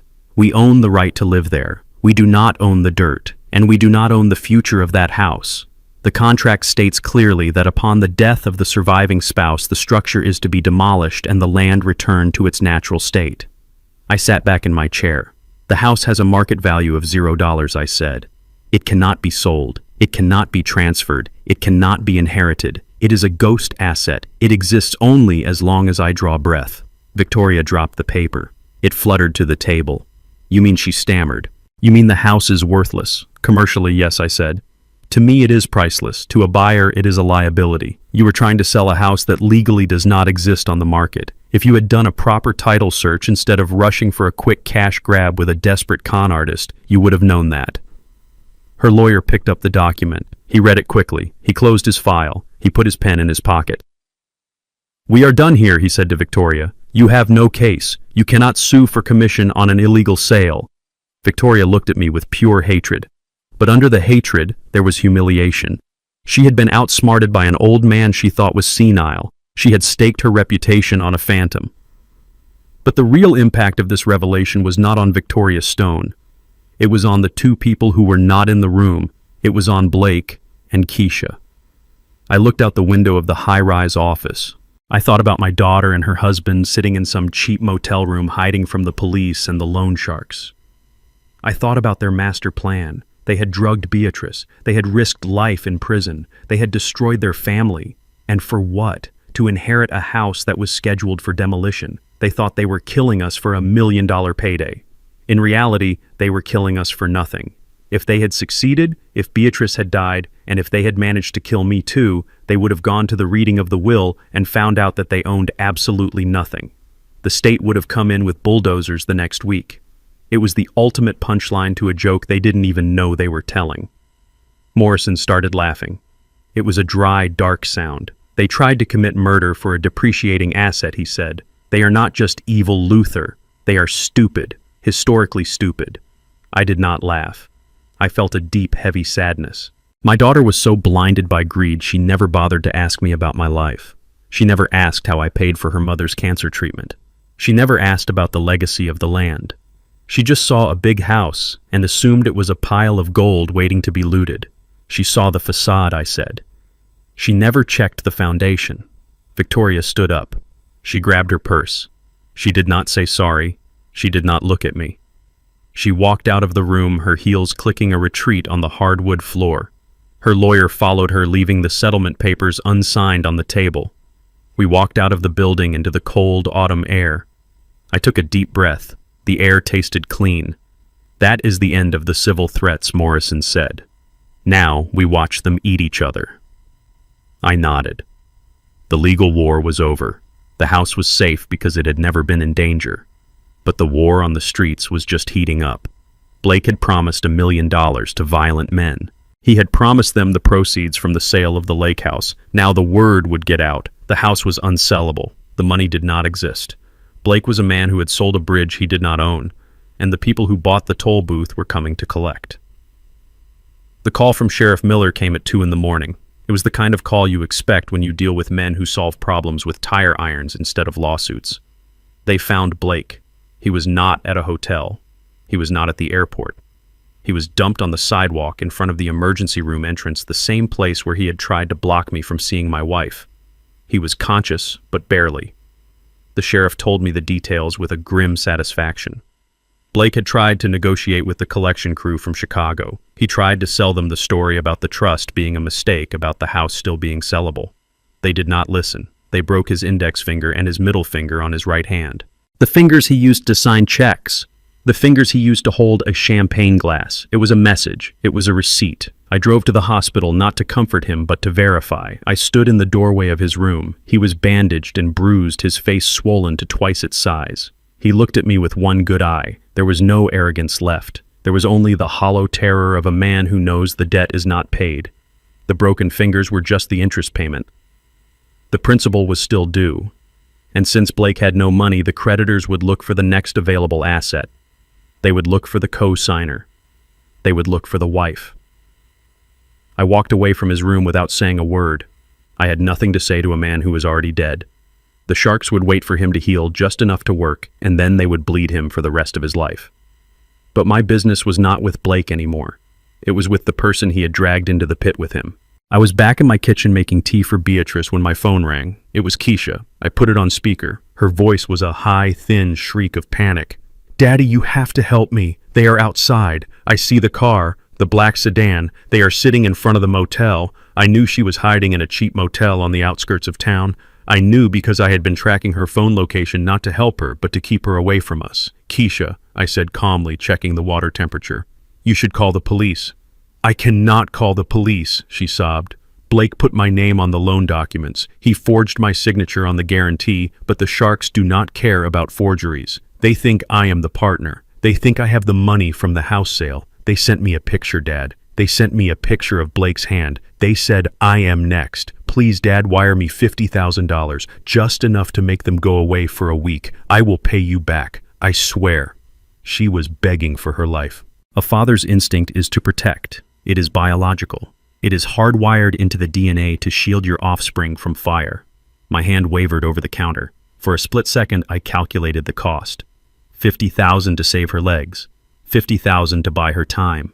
Then I heard the footsteps behind me. Beatrice walked into the kitchen. She was leaning on a cane, moving slowly. Her face was pale, and she had lost 10 pounds since the poisoning, but her eyes were clear. The fog of the sedatives was gone. She looked at the phone on the counter. She heard her daughter begging for money to pay off the hitmen she had invited into our lives. Beatrice reached out. Her hand shook slightly, but her grip was firm. She took the phone from the counter. She held it to her ear. Mom, Keisha cried, sensing the change on the line. "Mom, tell him to help me. I am your baby. I made a mistake, Mom. I am sorry. I just wanted us to be happy. I did not mean for you to get hurt. Please, Mommy, do not let them hurt me." I watched my wife. I watched the woman who had nursed Keisha through chickenpox, who had sat up nights helping her with homework, who had defended her every time I said she was spoiled. I saw 40 years of love harden into something unbreakable and cold like tempered glass. Beatrice took a breath. It was a deep, strong breath, the first full breath she had taken in weeks without chemical interference. "You did not make a mistake, Keisha," Beatrice said. Her voice was not loud, but it filled the room. "You made a plan. You watched your husband pour poison into my tea. You sat there and watched me drink it. You asked me about the birds outside so I would turn my head. Mom, please," Keisha wailed. "Stop," Beatrice ordered. The command was absolute. "Do not call me Mom. You lost that right when you calculated how many days it would take for my liver to fail." "But they are going to kill me," Keisha screamed. "Then you should have thought about that before you tried to kill me," Beatrice said. I looked at my wife. I saw the pain in her eyes, the terrible grief of a mother cutting off her own limb to save the body. But I also saw dignity. She was reclaiming her life. She was refusing to be the victim. "Mom, please save me," Keisha begged one last time, her voice dissolving into terror. Beatrice looked out the window at the snow covering the garden she had planted. "I do not have a daughter who is a murderer," Beatrice said. She pressed the red button on the screen. The call ended. The silence that rushed back into the kitchen was heavy and final. Beatrice put the phone down on the counter. She did not cry. She looked at me. "Is the tea ready?" she asked. "Yes," I said. I poured her a cup. She took it with both hands, letting the warmth seep into her fingers. We stood there in the quiet of our home, the home they tried to sell, the home they tried to empty. We were alive. We were together. And for the first time in a long time, we were safe. The phone did not ring again. Keisha knew. She knew that the well was dry. She knew that the bridge was burned. She was on her own in the cold with the monsters she had created. And as I watched my wife sip her tea, I knew that justice was not always a gavel in a courtroom. Sometimes justice was simply a dial tone. I thought I had seen the bottom of the barrel when my daughter toasted to my wife's death, but I was wrong. The bottom was much deeper. 2 days after Blake was beaten and hospitalized, Keisha made her final desperate move. She did not run. She did not hide. She walked into the family court and filed an emergency ex parte motion for guardianship over Beatrice. Her argument was a masterpiece of fiction. She claimed that I was an abusive husband suffering from early onset dementia. She claimed I was isolating Beatrice to control her finances and that I was medically neglecting her recovery. She asked the court to grant her immediate control over Beatrice's medical decisions and her assets, including the monthly pension checks and the disability payments. It was a terrifying strategy because it relied on the prejudice of the system against angry old men. She knew that if she could get a temporary order, she could drain the accounts before anyone realized the truth. She was banking on the fact that the family court operates separately from the criminal investigation, and she hoped to slip through the cracks of bureaucracy before the indictment came down. I stood in the hallway of the courthouse with Morrison. My hands were shaking not from fear, but from a rage so intense it felt like a vibration in my bones. Beatrice was inside, sitting in a wheelchair, looking frail but determined. She insisted on coming. She said she wanted to look her daughter in the eye when the gavel fell. Keisha was sitting on the other side of the hallway. She was wearing a modest gray dress and no makeup. She looked like a saint. She looked like a concerned daughter fighting for her mother. She refused to look at me. She was staring at her phone, likely checking to see if the loan sharks had sent her another death threat. She was not fighting for custody because she loved her mother. She was fighting for custody because Beatrice was her last human shield. If she controlled Beatrice, she controlled the money. And if she controlled the money, she might live another week. It was survival cannibalism. We walked into the courtroom. The air was stale and cold. The judge was a tired-looking woman who clearly had too many cases and not enough time. Keisha's lawyer stood up. He was a court-appointed attorney, young and aggressive, looking to make a name for himself. He did not know the full story. He only knew what Keisha had told him. He painted a picture of a household of horrors. He described me as a tyrant. He talked about the gun I pulled at dinner. He talked about how I threw them out into the snow. He made it sound like I was a monster terrorizing a young couple who only wanted to help. Your Honor, the lawyer said, his voice echoing in the quiet room. Mr. Wallace is unstable. He is violent. He brandished a loaded weapon at a family dinner. He has cut off his daughter from all financial support, leaving her destitute. He is clearly suffering from paranoia and cognitive decline. We believe Beatrice Wallace is in immediate danger under his care. We are asking for emergency removal and full guardianship to be awarded to the daughter, Keisha Wallace. I sat there and listened to him twist my life into a weapon against me. I listened to him take my protection and turn it into abuse. I listened to him take my discipline and turn it into dementia. I gripped the oak table until my knuckles turned white. I wanted to stand up. I wanted to shout that I was a structural engineer who had built the foundations of this city. I wanted to shout that I had saved every penny for 50 years to protect my family. But I knew that if I shouted, I would prove them right.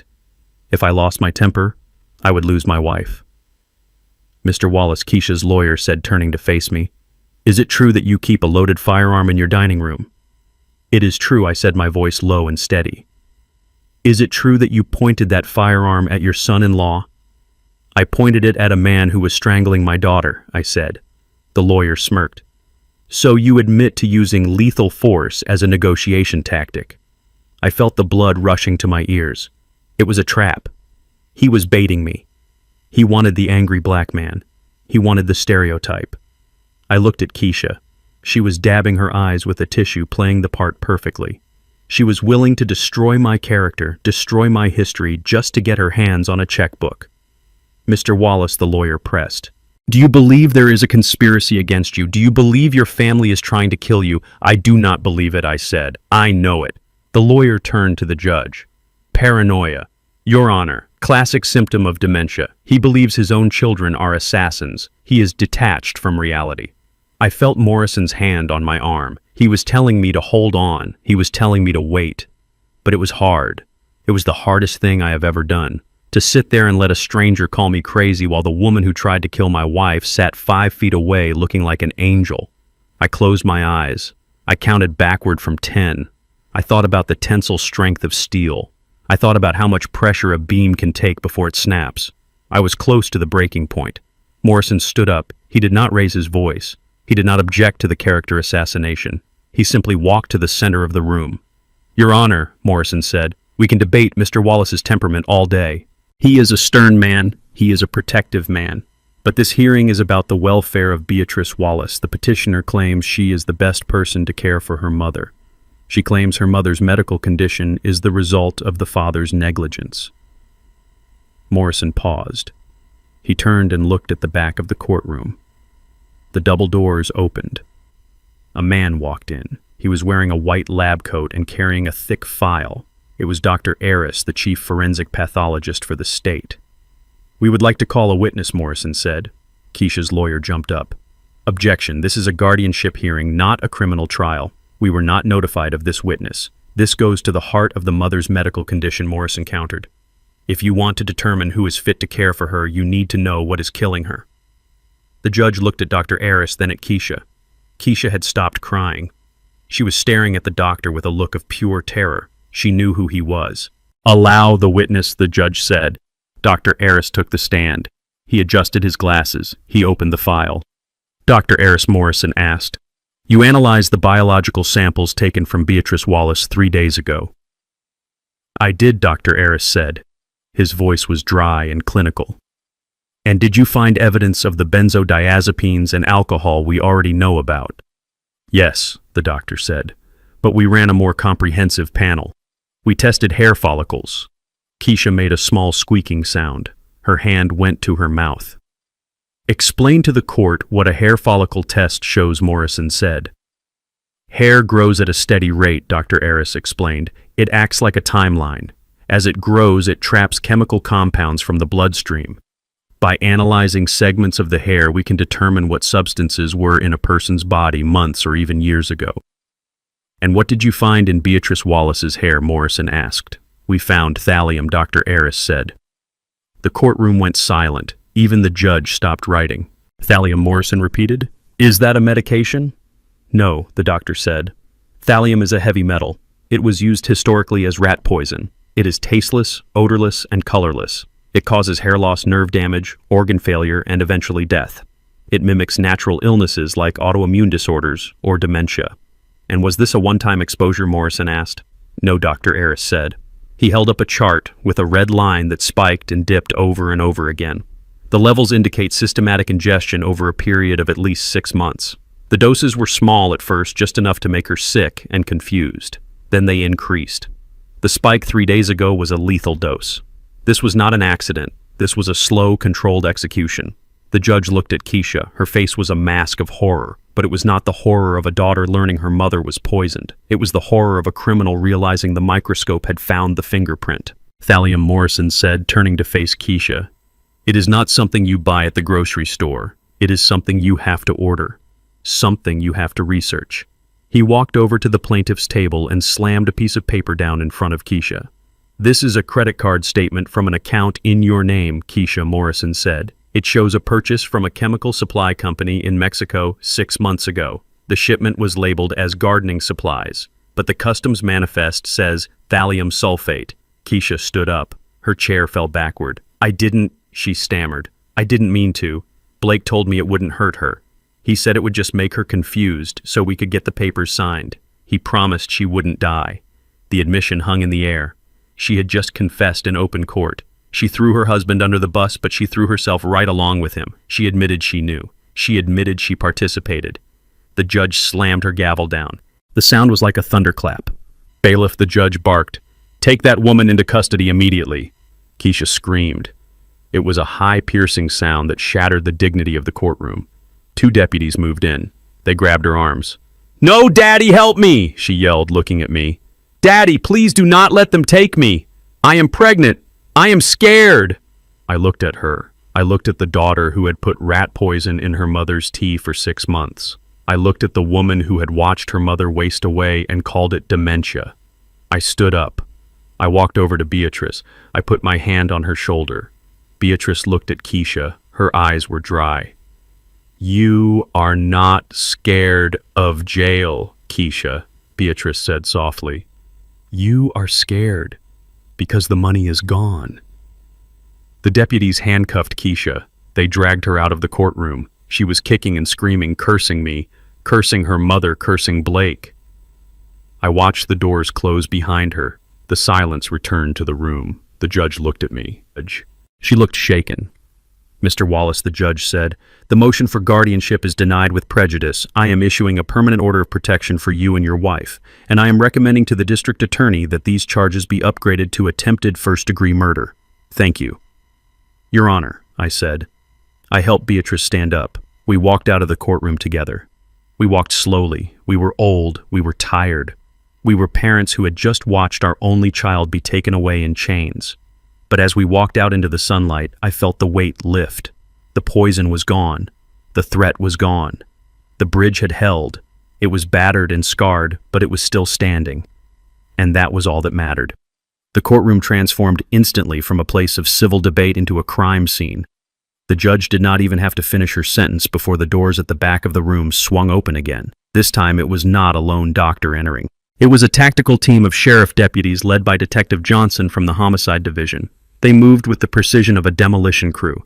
They flanked Keisha on both sides before she could even process that her guardianship petition had just become her arrest warrant. "Keisha, stand up," Detective Johnson barked, his voice cut through her sobbing like a knife. "You are under arrest for the attempted first-degree murder of Beatrice Wallace and conspiracy to commit fraud." Keisha froze. She looked at the handcuffs dangling from the detective's belt. She looked at her lawyer, but he had already stepped away from her, creating a physical distance that screamed he wanted no part of a capital felony case. "No," Keisha whispered. "You cannot do this here. This is family court. You do not have jurisdiction." The detective did not argue jurisdiction. He grabbed her arm and spun her around. He slammed the cuffs onto her wrists. The metallic click echoed off the high ceilings. It was a sound I had waited to hear, but now that it was real, it felt heavy. It felt like failure. Not my failure, but the failure of a bloodline. Keisha began to thrash. She kicked out at the deputy. She screamed my name. "Daddy, tell them to stop. Tell them it was a mistake. I am pregnant. You cannot put a pregnant woman in jail."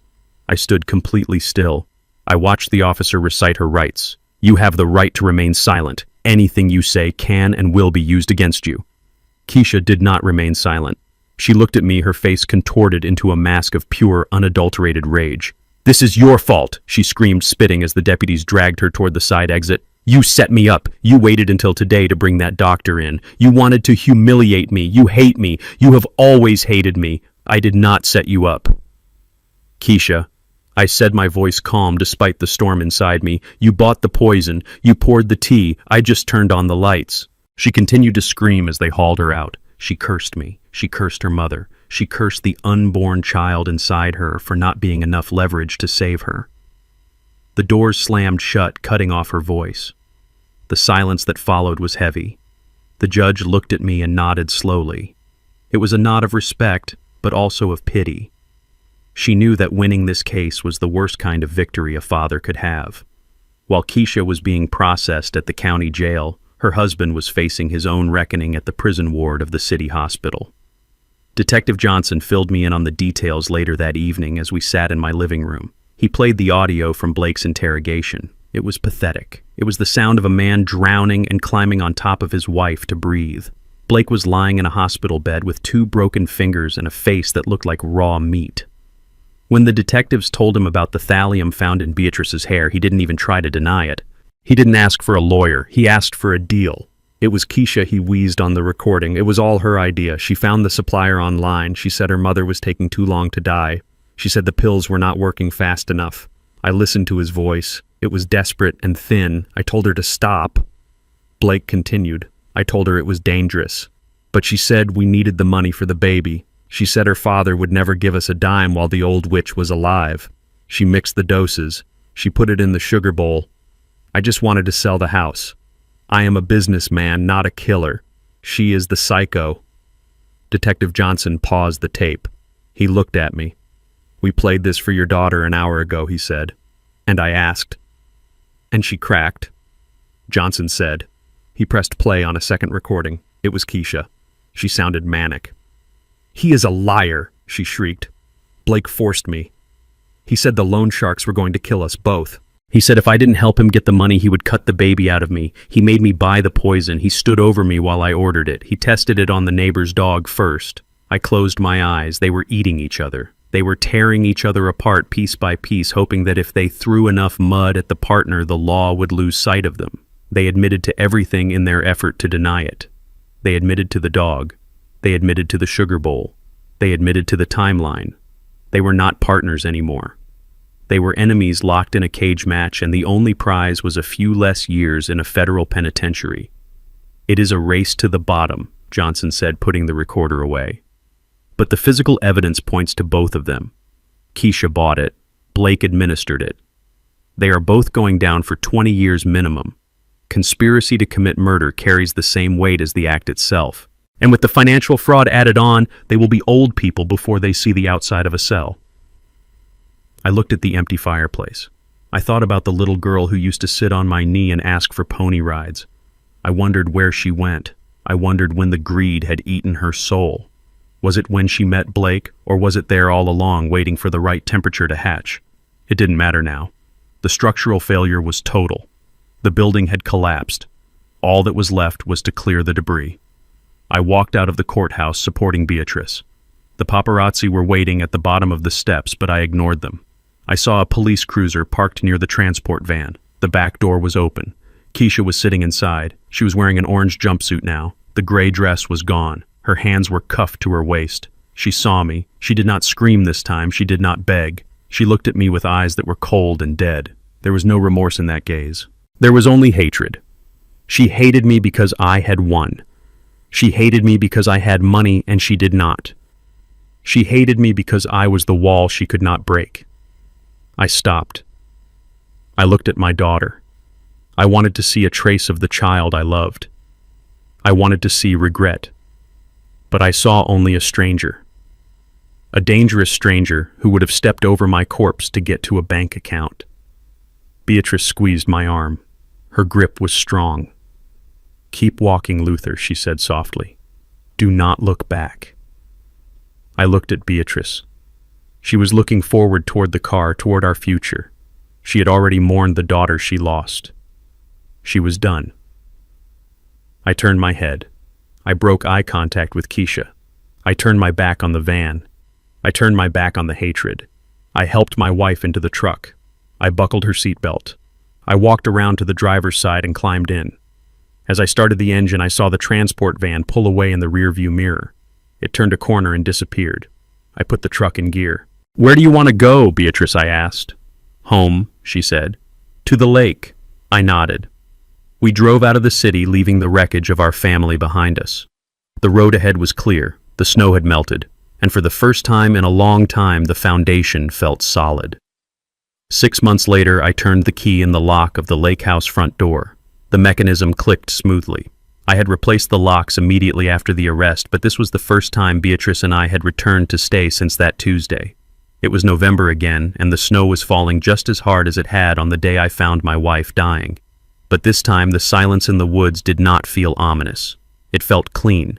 It felt like the world had been washed white and given a fresh start. I held the door open for Beatrice. She walked in without her cane.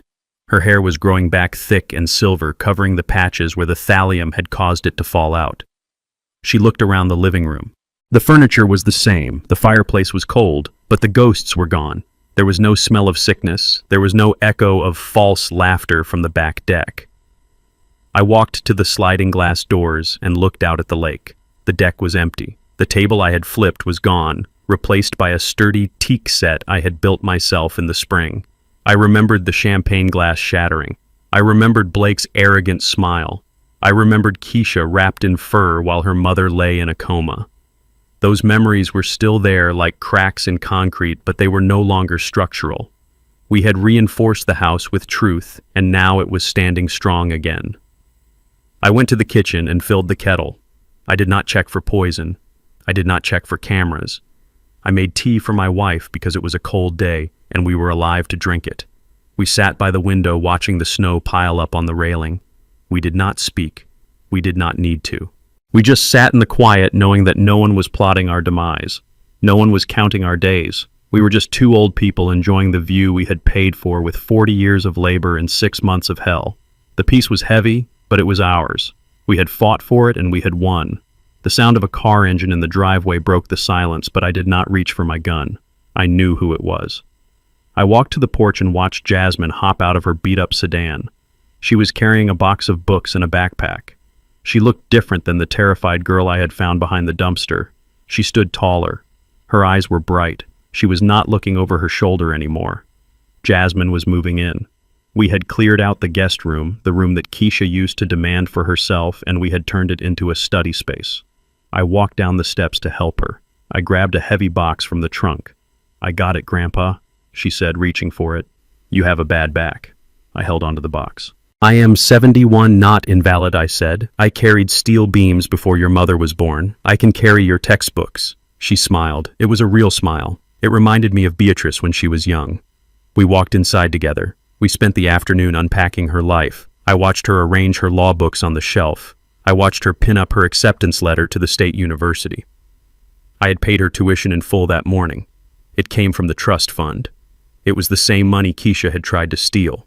It was the same money Blake had promised to the loan sharks. Now it was going to pay for the education of the woman who brought them down. It was the perfect allocation of resources.